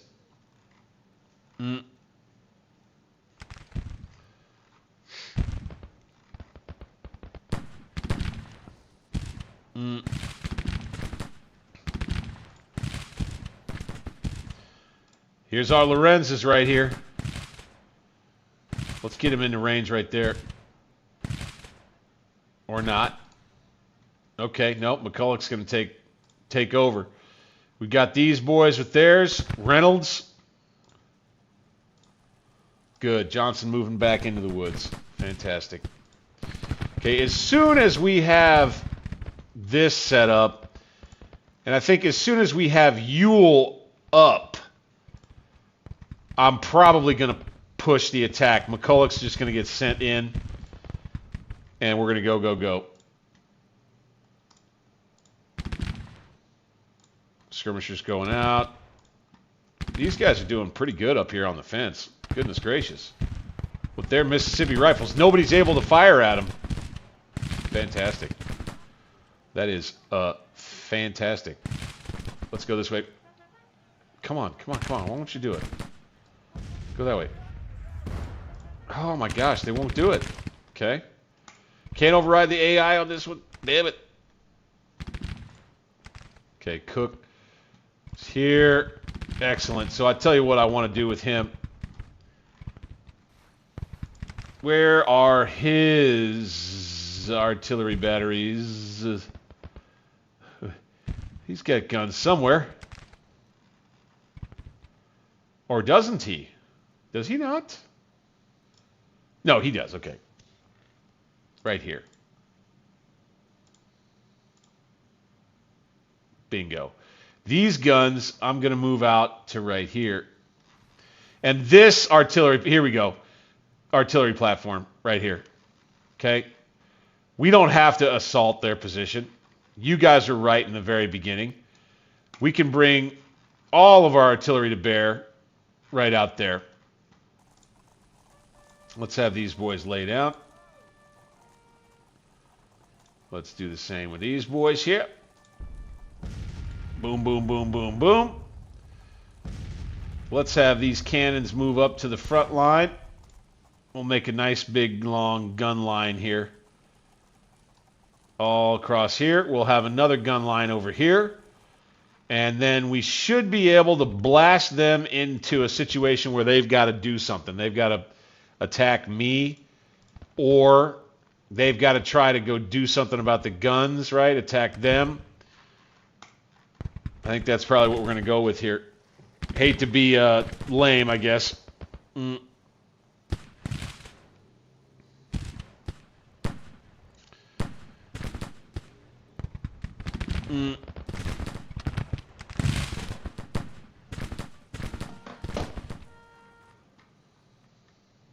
Yeah, we're just picking and prodding along the line here for now. What I would say is that we go ahead, we just saturate them with cannon hellfire, and then eventually just push the whole corps at them, soften them up real good with our guns, and then push the whole corps at them. So let's take Lee's guns that are here and let's detach them. Okay, they're going to be part of kind of a corps artillery unit. Send those orders. Get that done. Let's double time with these boys. Here and here. I would say one thing that we could do aggressively is, you know, an attack with a portion of McCulloch's division over here. So taking the Lorentz rifles with Reynolds behind his skirmishers who are attacking here. Yeah, I think maybe Reynolds gets his Danda up, follows his skirmishers forward. We'll see if Daniel will go with this, and then we'll see if Cooper will go with this out here. And we'll see if McCulloch sticks with it too. He may decide against this. We'll send a few brigades after him. Okay, Reynolds in particular with our Lorentz rifles. A bit of a test case right here. We were talking about this one, right? See how this goes.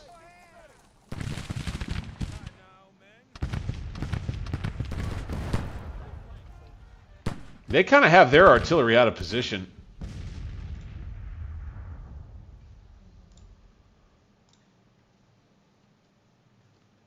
All right, they're following our orders for now.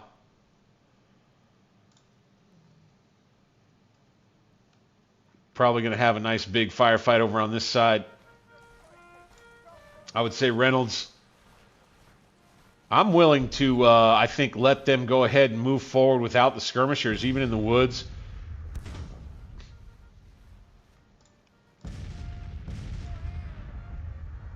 Keep going, boys. Keep going. 3 brigade move over there. Let's go ahead, lay down right here. Oh, we got perks. We got perks. Who? Pendleton. Bingo. Let's do flying battery. That's a good one to do. Sweet. Sweet, sweet, sweet. Okay. So they'll be taking some punishment from our guns. Bingo. Love it. And we'll begin firing with our Lorentz rifles from range. Again, we'll outrange them in rifles, and we'll outgun them. This Army of the Potomac, I'm really just not sure what it is they thought they were going to be getting themselves into here, gentlemen. Long range. Get engaged, gentlemen. Let's go. Let's make sure we are long ranging with everybody else, too. You've got Junius Daniel. I think he may be feuding right in here. We're only sending 2 brigades forward right now. Okay, now there they go. Gonna send a courier to get these boys firing. The Union over here won't have much of a choice, I don't think, but to engage and get closer to us right here. Here comes our courier.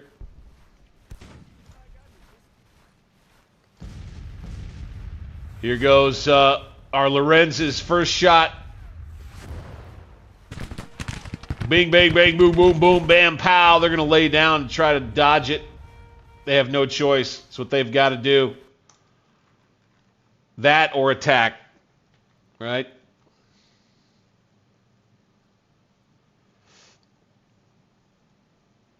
Phew. All right. Should have Ewell coming on momentarily. It is 8:30 a.m. here in the battle. As Reynolds engages, we'll have an engagement out here with Cooper on the flank. He might be getting a little close, a little too close for comfort there. We'll see. Again, Daniel hung up. Right here, hung up. There we go, boys. So we'll squeeze these units between 2 brigades right here. I think we kind of hoodwinked the AI a bit here. General Keim is not a particularly special general here in the game, I don't believe. So seems to me we have an opportunity here. We take Lee and we do a nice show of force out here. Let's stack up his whole division right like that.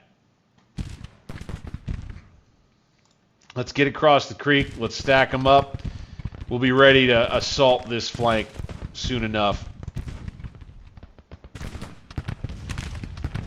if need be. Probably want to save some ammo, I guess. Artillery ammo.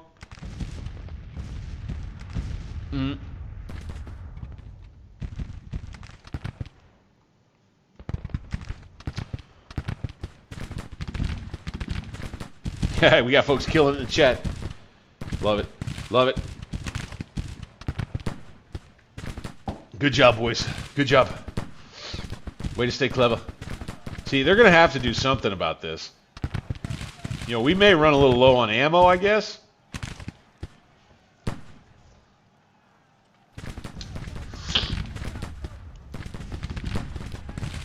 Excuse.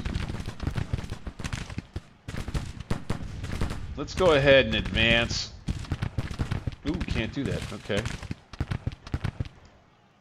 Interesting, they won't advance. I guess that's probably got to do with them being under divisional orders, I suppose. Can we do it with the... Yeah, let's advance here with our Lorenzes. We're going to get flanked if we don't watch it, so let's go ahead and bring these skirmishers forward to support.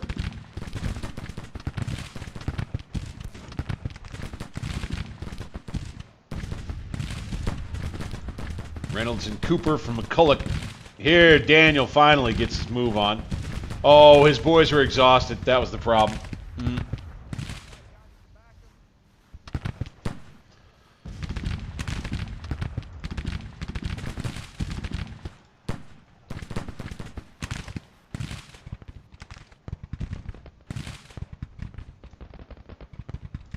See, I would put the squeeze on him from all across the field with Magruder's command all by itself. I mean, I really, really would. I just don't think that would be the best idea. Here comes Daniel's brigade. Let's get them on this fence right here. Charge move there. Oh, double quick. Shit. They're exhausted, though.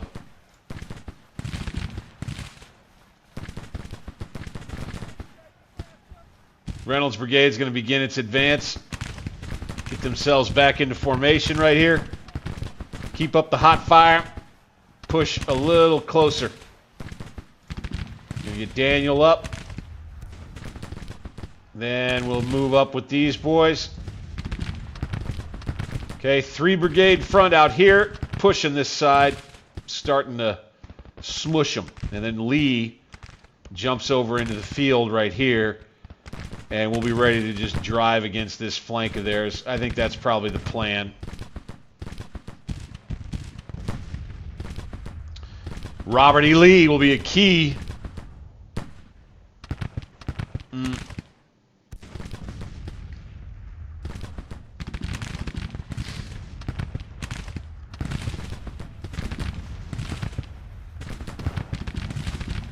Let's have McCulloch come over here. His division's doing pretty good. They did good in the last big battle in the east.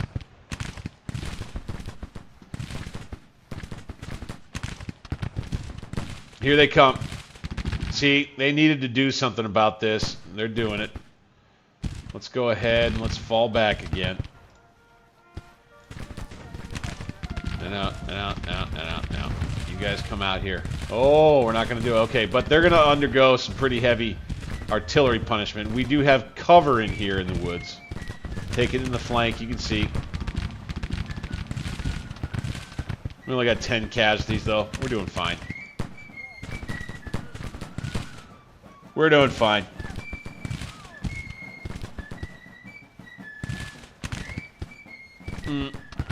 Hey! Sarah is a member now. Hey, alright. Daniels needs P90X. Yeah, I got to get a little bit better shape over here. Now, we'll get them to stand up and fire. I do believe. Let's go ahead and put some skirmishers back out. Or not. No, we'll just get the whole line firing at them. Here we go. Daniel's brigade in the center. Get up on that fence, boys. Ooh. Ooh. Ooh! Take some nasty casualties as they make their way forward. There we go. Form up. And Daniel's brigade's going to get in the action. Lay down, that's fine. I think we'll be able to fire still officially. We are on good defensive terrain. And you got this attack over here with McCulloch's troops. Looking pretty good.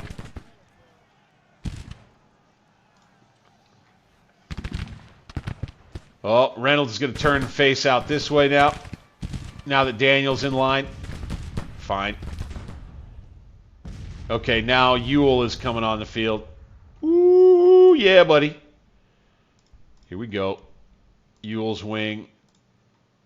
Let's bring them all. And let's just bring them... Let's just bring them to... If we can do it. Right here. Okay. I think we'll be able to get that done. The battle will continue raging up this way as Daniel's brigade is going to be in the hellfire. McCulloch's division will hold tight, boys. Ooh, I'm not sure what did he just do with Archer's brigade? Okay, Archer's over here now. They're tired.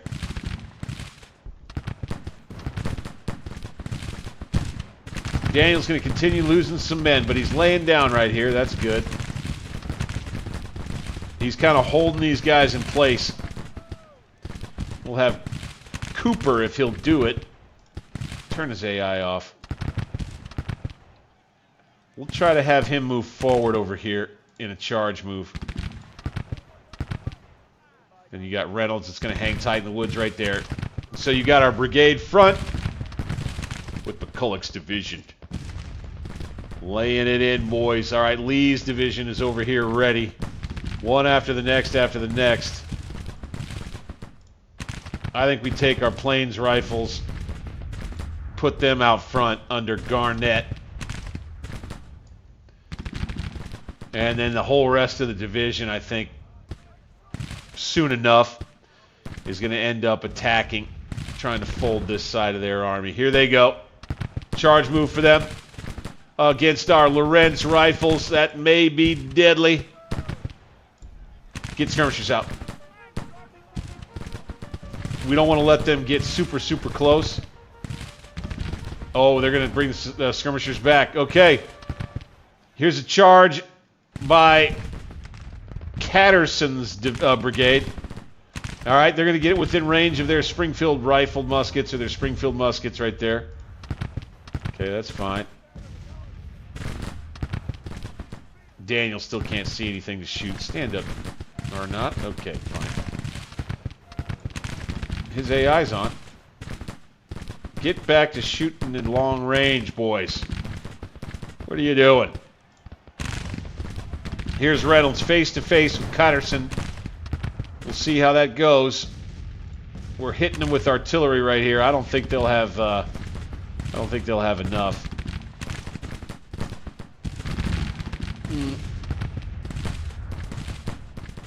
Quite a battle that we have here.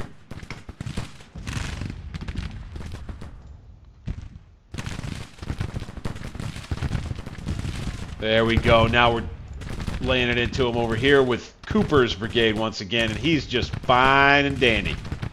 He's just fine and dandy shooting him, boy. Stand up. Nope. Okay.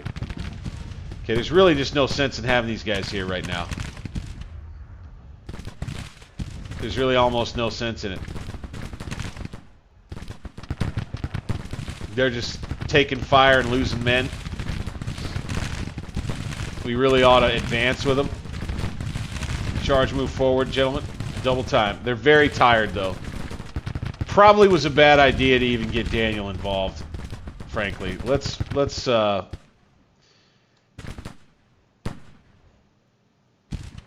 never mind. Let's just let them do this. Daniel, Little RP move. No, okay. They're not going to do it. They're not going to do it. They don't want to do it. So, probably got to pull them off the line. Let's bring them back to here if we can get away with this. Yeah, retreat move. All right. Archers Brigade with their Enfields can get up here. Feel a little better about that. Let's make sure they're worried about cover. And get them up on the fence right there. Go.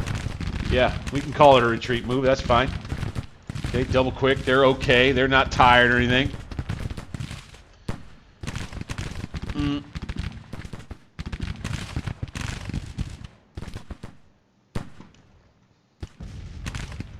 Okay, I think we might have broke this Union unit that hit us over here. No, okay, we backed them up. They fell back right there. Yeah, well, that's not a surprise at all.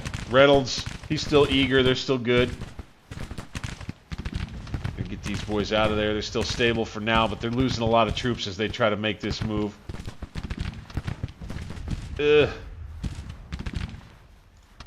Double quick, gentlemen. Here comes Archer to replace McCulloch's division. Taking some nasty casualties here, gentlemen.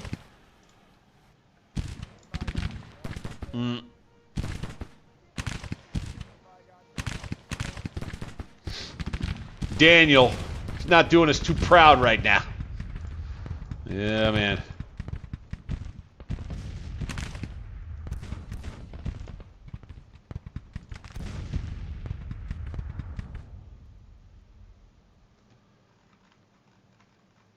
So we could get a bunch of Ewell's troops in and kind of behind them here, really. Here they are. On the move. Shit. Okay, Daniel's brigade's going to break. Where are they going? They're going to go back to Magruder. No surprise there.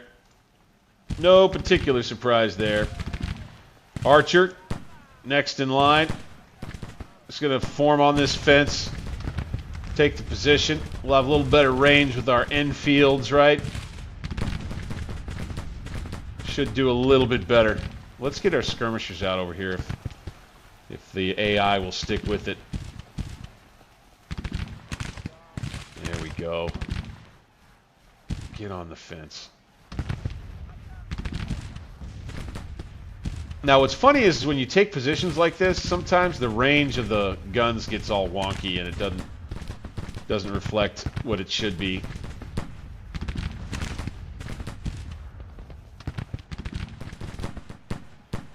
This division of Federals on their left right here is taking a lot of punishment, and we're going to run low on ammo over here pretty soon.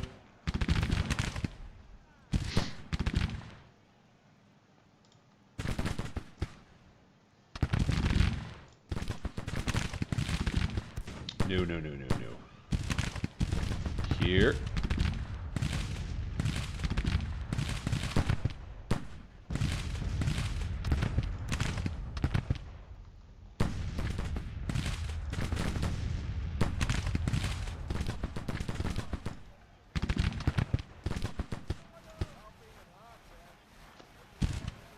And as a matter of fact, they really don't show them lining up on the fence like I would love for that. I wonder if that changed. They kind of end up just doing a straight line anyway, a little bit. And they're faced kind of strangely. Huh. All right, this division of Yanks, they're just going to have to lay down and take it in the woods. Holy smokes, man. That's their whole flank right there, though.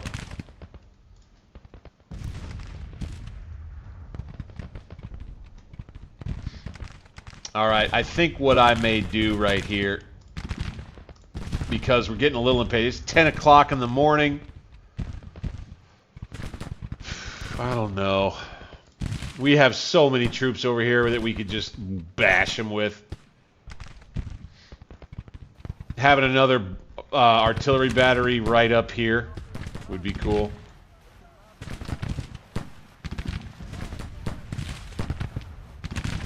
Okay, now we can attack with these boys right here, right? Yeah, there we go. Open up with the Enfields on the fence. Even though we're tired. Now we've got better guns all across the board right here. Yes.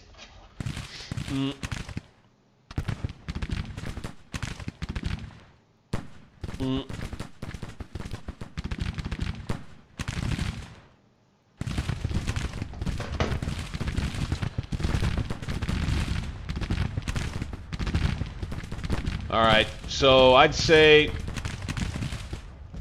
we'll get skirmishers out from Garnett. We're going to have Lee's division ready to push this thing. Most likely.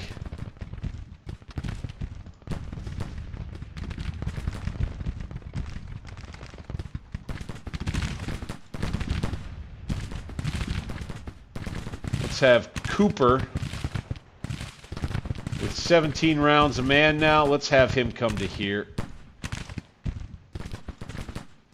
All right. And then let's have Haygood come to here. Let's have Polk with his plains rifles. He'll come to here. All right, the Springfield Rifled Musket Armed Maxie Gregg Brigade will come to here. And then we'll have Trimble in reserve right about there. Okay, all these orders being sent out by Lee. Move him up right here. We got everybody on the move. Good deal. See, they just have no choice right here but to lay here and take it. Oh my goodness. Yankees will rue the day.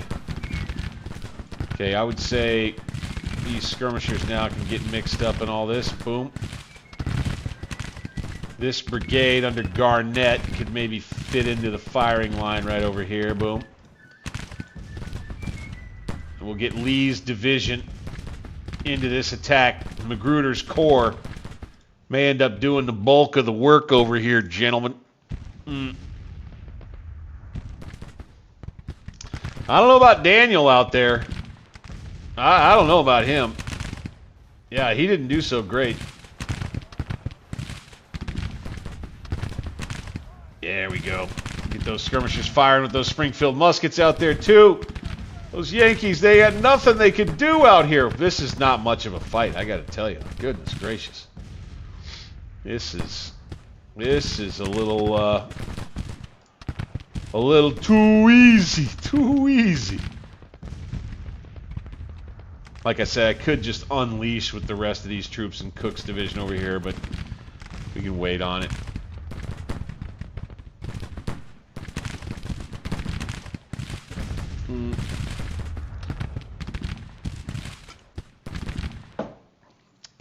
I'll tell you this, though.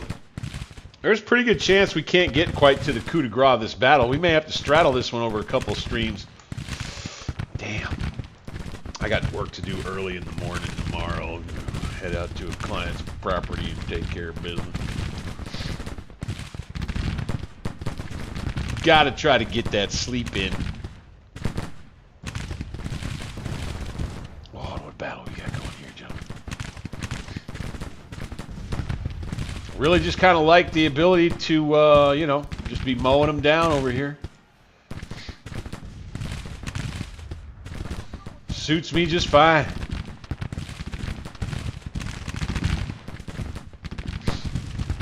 All right.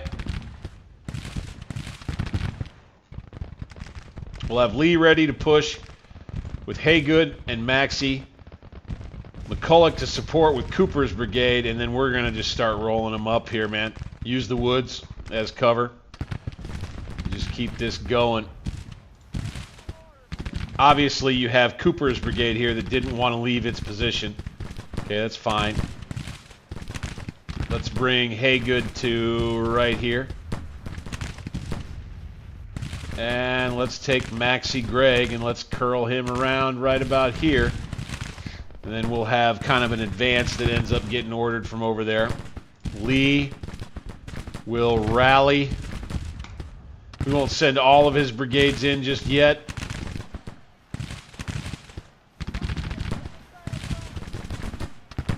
And then the next thing we're going to do is we're going to have McCulloch at 10:30 a.m.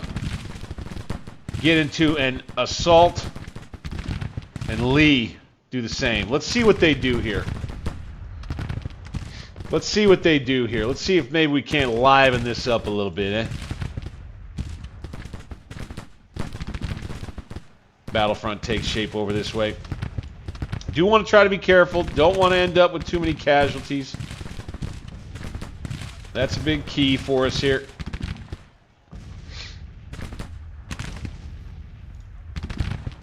This move is looking good. This one will be going. Hopefully Lee doesn't recall all of this and redo all of it, you know. That's the one thing you kind of, when you're doing this AI-controlled stances, you want to try to get their troops up to where there's not much else that makes sense for them to do with them, even for the AI's brain. So,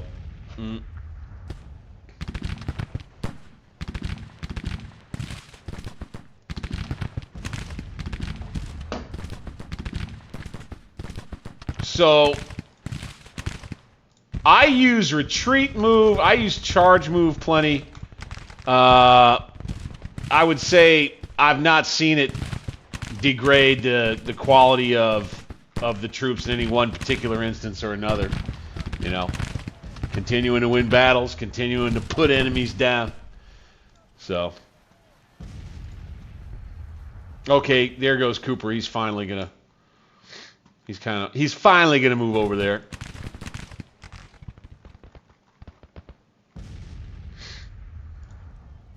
And good to see Grumpy Grunt Paw in here tonight.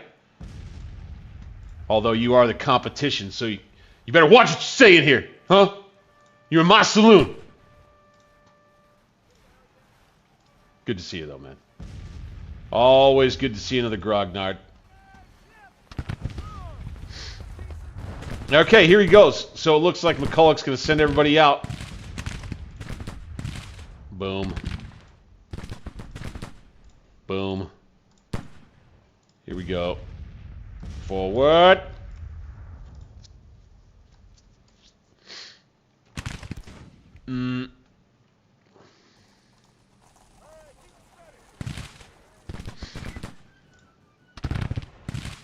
Okay, we're around the flank over here. Good. Good.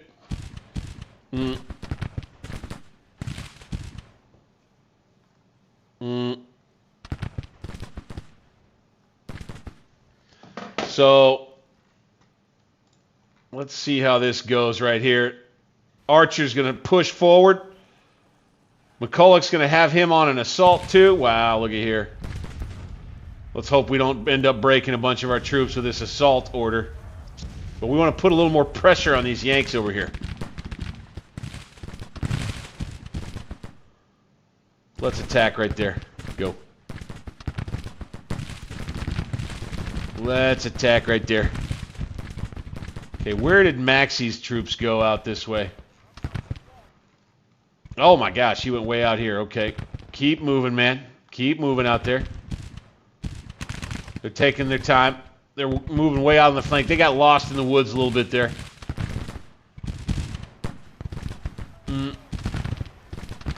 Archer, still confident.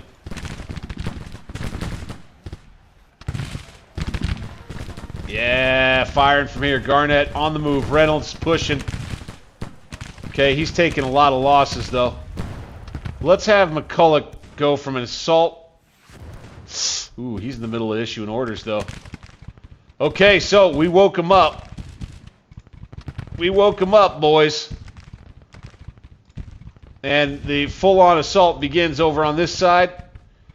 I'd say it's time now for Cook to get involved. And we'll just have Magruder getting involved all together here like we thought might end up being the case. It'll be a whole lot of Magruder's work over here. All right, these two batteries, let's go ahead, detach, donk, and donk. And then we'll send Cook's division forward right here. We kind of have to now. We're in a scrum, right? We caused this. Reynolds has been doing good with his Lorenz rifles right here. Solid. He's still in the woods, right? Yeah, good deal. We're going to have one of their brigades continue to try to charge forward. They ran off a couple of our batteries, it looks like. No, okay, I see. No, our AI commanders have decided to move them. Interesting. Here goes Garnett over this way. Cooper's coming over, yeah. Archer is going to come over this way, okay. Can we take McCulloch and put him on something else now? Let's have him be on an attack instead. He's losing quite a few men, 1,500 or so. Archer, get out of there, man. Are you going to fall back or what? Yeah, they are falling back. Or there's... What are you doing, boys? Yep, they're falling back now. Good deal, good deal. Okay, so they are, yeah, they're diverting from my design entirely. So there's that. Cook is going to come forward now. Time to attack, brother. Double line forward. We've got a bit of a quagmire on this side, gentlemen. This is the Union Army's best chance at me here.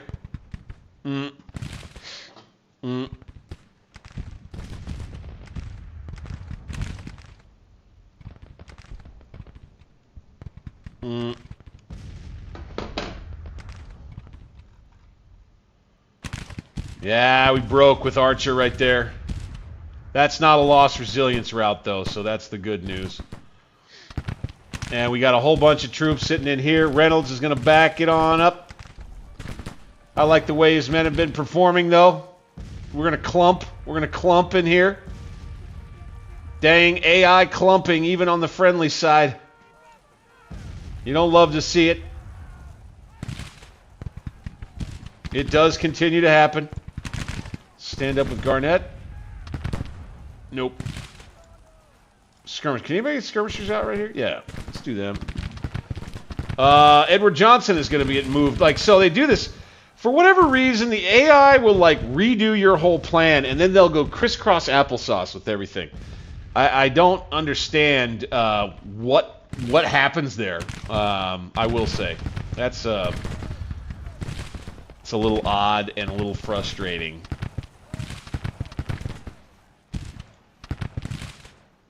Okay, Cooper comes over here.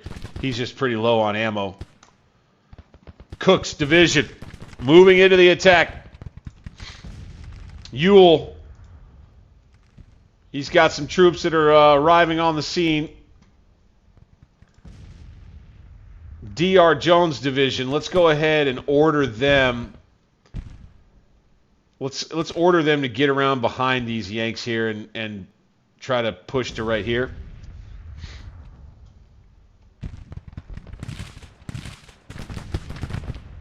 Yeah, just not sure what they think they're doing. Right here, they're running across enemy fields of fire to do this crisscross applesauce thing that they do.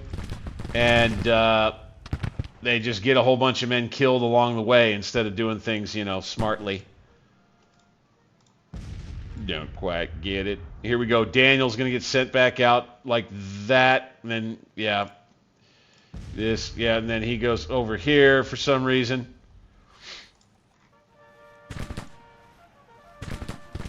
Doing a little test to see how the AI does with its orders here. Quite a Union assault in this part of the battlefield, by God.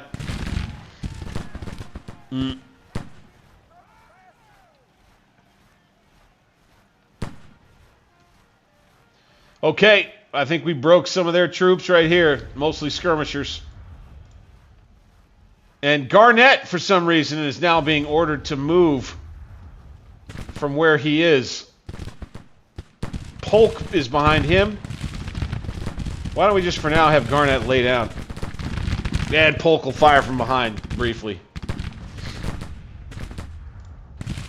Yeah, I do not know, do not quite rightly know what my AI generals have in mind here.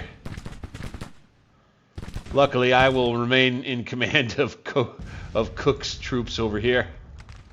By God. We'll have Ewell on the way. Okay, and we do have now Beauregard's troops. The reserve. Let's get them here. Go, go, go.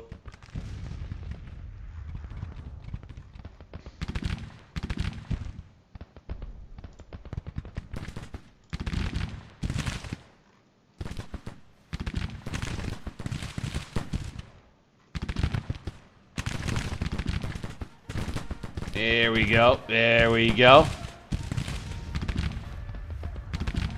Garnett taking some punishment right here.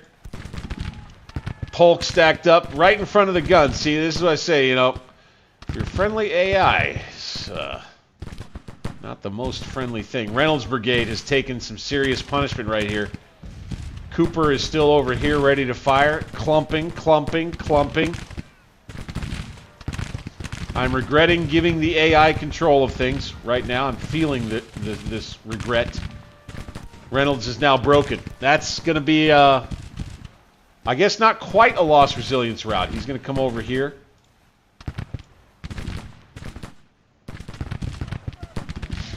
Going to be a bloody little battle here that it turned into. Me giving the AI an assault order. That might not have turned out to be a very smart idea. Let's go ahead and attack here and here. And with this big brigade, just like that, boom. Then with this big brigade, come on, boom. And then right here, yeah, they'll be there, and that's good. And so Cook will be on the move on their flank over here again. As the fighting continues intensely in the side of the woods. Wow. This is a bloody battlefield, gents. Johnson's going to have to pull back. Here comes Daniel again. You got McCulloch's whole division in a little trouble here, guys. This is... Who's this? Johnson? Who is this? Garnett. All right, Lee. Screen. McCulloch. Screen. Cook.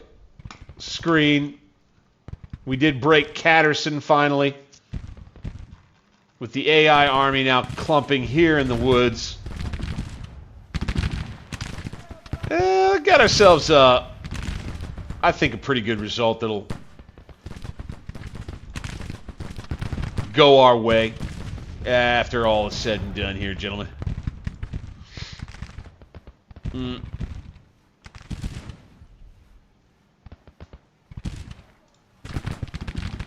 There we go. Okay, now we get involved over here. Gray shot with his mixed muskets up against the bigger brigade right there. Ouch. Let's attack. Cook gets into the fighting. We're going to take down a bunch of cavalry out here on the flank. Very good. Very good indeed.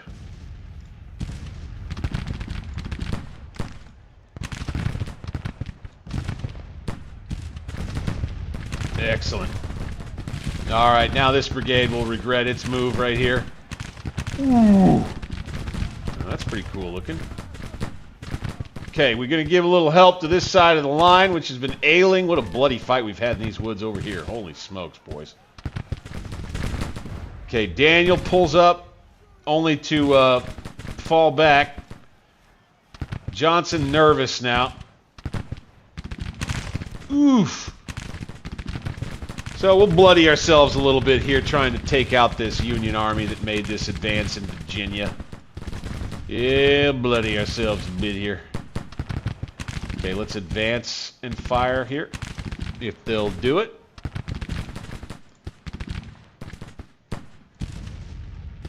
Trimble. Okay, from Lee's division is going to mix up out here. Alrighty. Alrighty. Boom. There we go. Okay, we drove that cavalry off out there.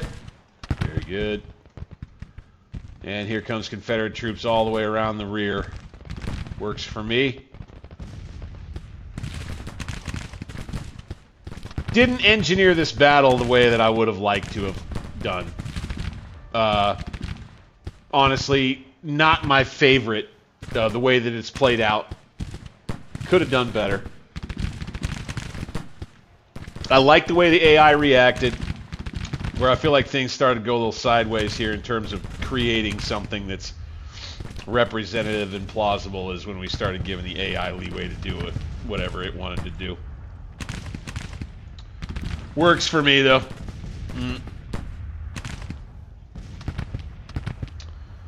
Yeah, Daniel went full AI. Whew.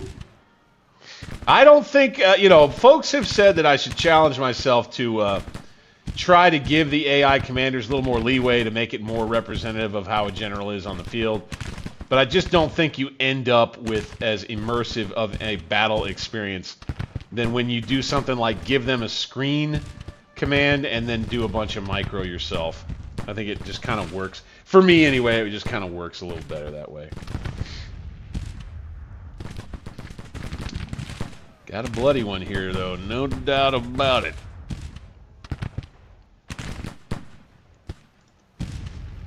They'll probably take our readiness into the, with Magruder at least, back into the orange or maybe even in the red.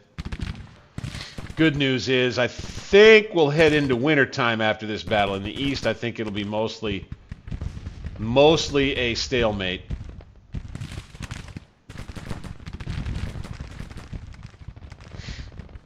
All right, here we go. Wilcox has arrived. Let's bring him to right there.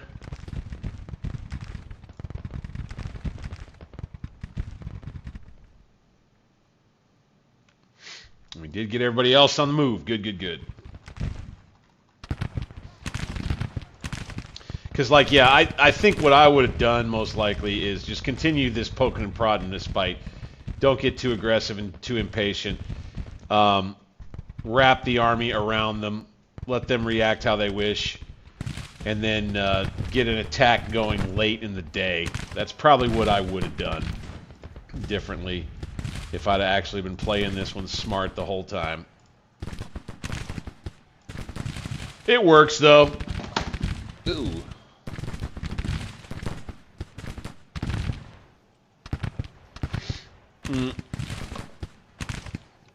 But I think we all know what the result of this one's gonna be. Probably just a matter of mopping up now. Still have both of these. Wow, they're still standing firm out there. That's pretty good. Early skirmishers, come over here. Early, come over here. Alright. Alright.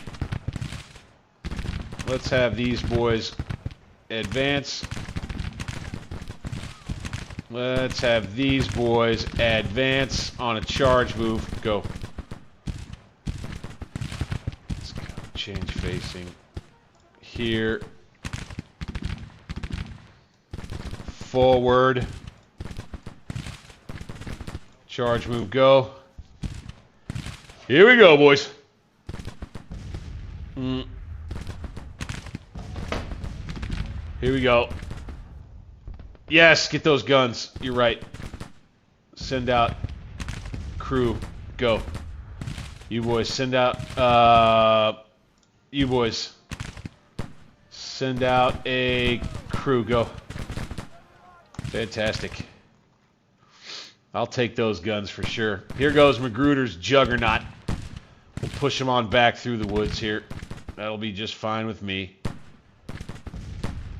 Go, go, go. Cooper, keep it up. Good deal. All right, 2 big brigades under S.D. Lee and Trapier. Now getting contact. That'll put the hurt on for sure. I would say we could go ahead and bring these guns up. Boom. And here.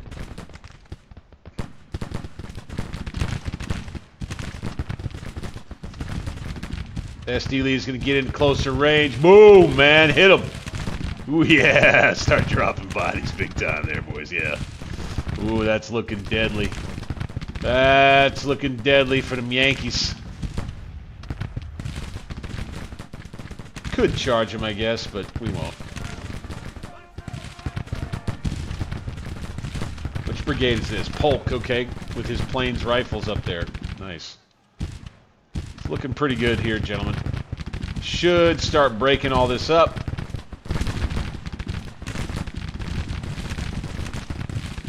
Hanging tough out here. Early is just about done out here. Yep, I think he did it. I think he routed him. Let's try to go get those guns now. Go get them.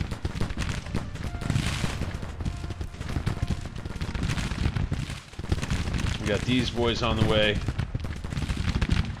Double tap.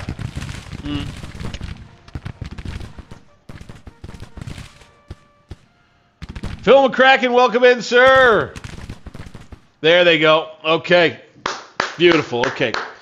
Now, how lopsided was it? That's what I want to know. We knew that we would probably get the victory here, but Magruder's Corps got chewed up pretty good. Yeah, okay. So, killed more of them than they killed of us. Quite a bit more.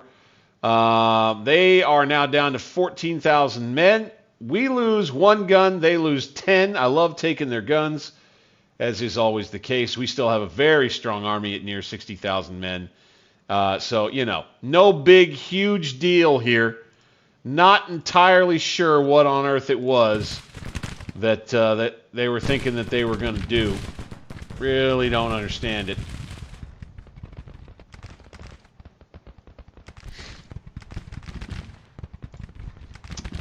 Not sure, not sure. Let's go 5 times.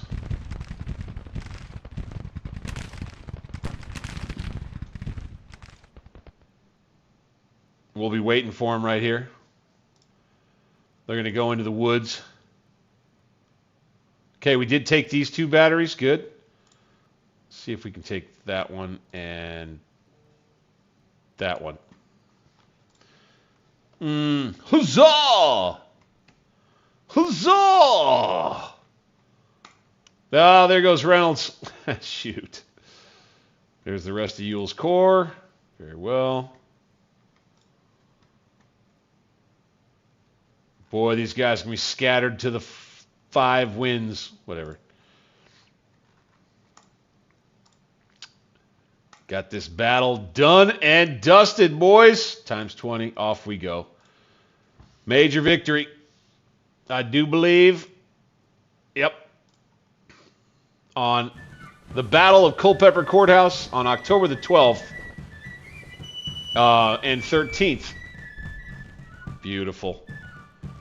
Yeah, I don't love the losses, but we did lose quite a bit fewer, 2,000 fewer than them, right? And they are going to be sent running back to Washington. Pretty sure about that one. Boy, what a good time. What a good time, gentlemen. And I will say, I think that's probably going to do it for tonight.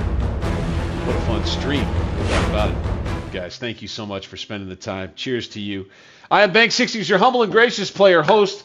We've got our CSA Grand Tactician Campaign continuing on Saturday night. Make sure to be here for that, of course. And don't forget, if you've enjoyed this content, guys, click that thumbs up button for me. Subscribe to the channel. It's Alternate History Gaming. And, of course, also hit that notification bell to find out the next time I drop a stream or vid for you. I will see you all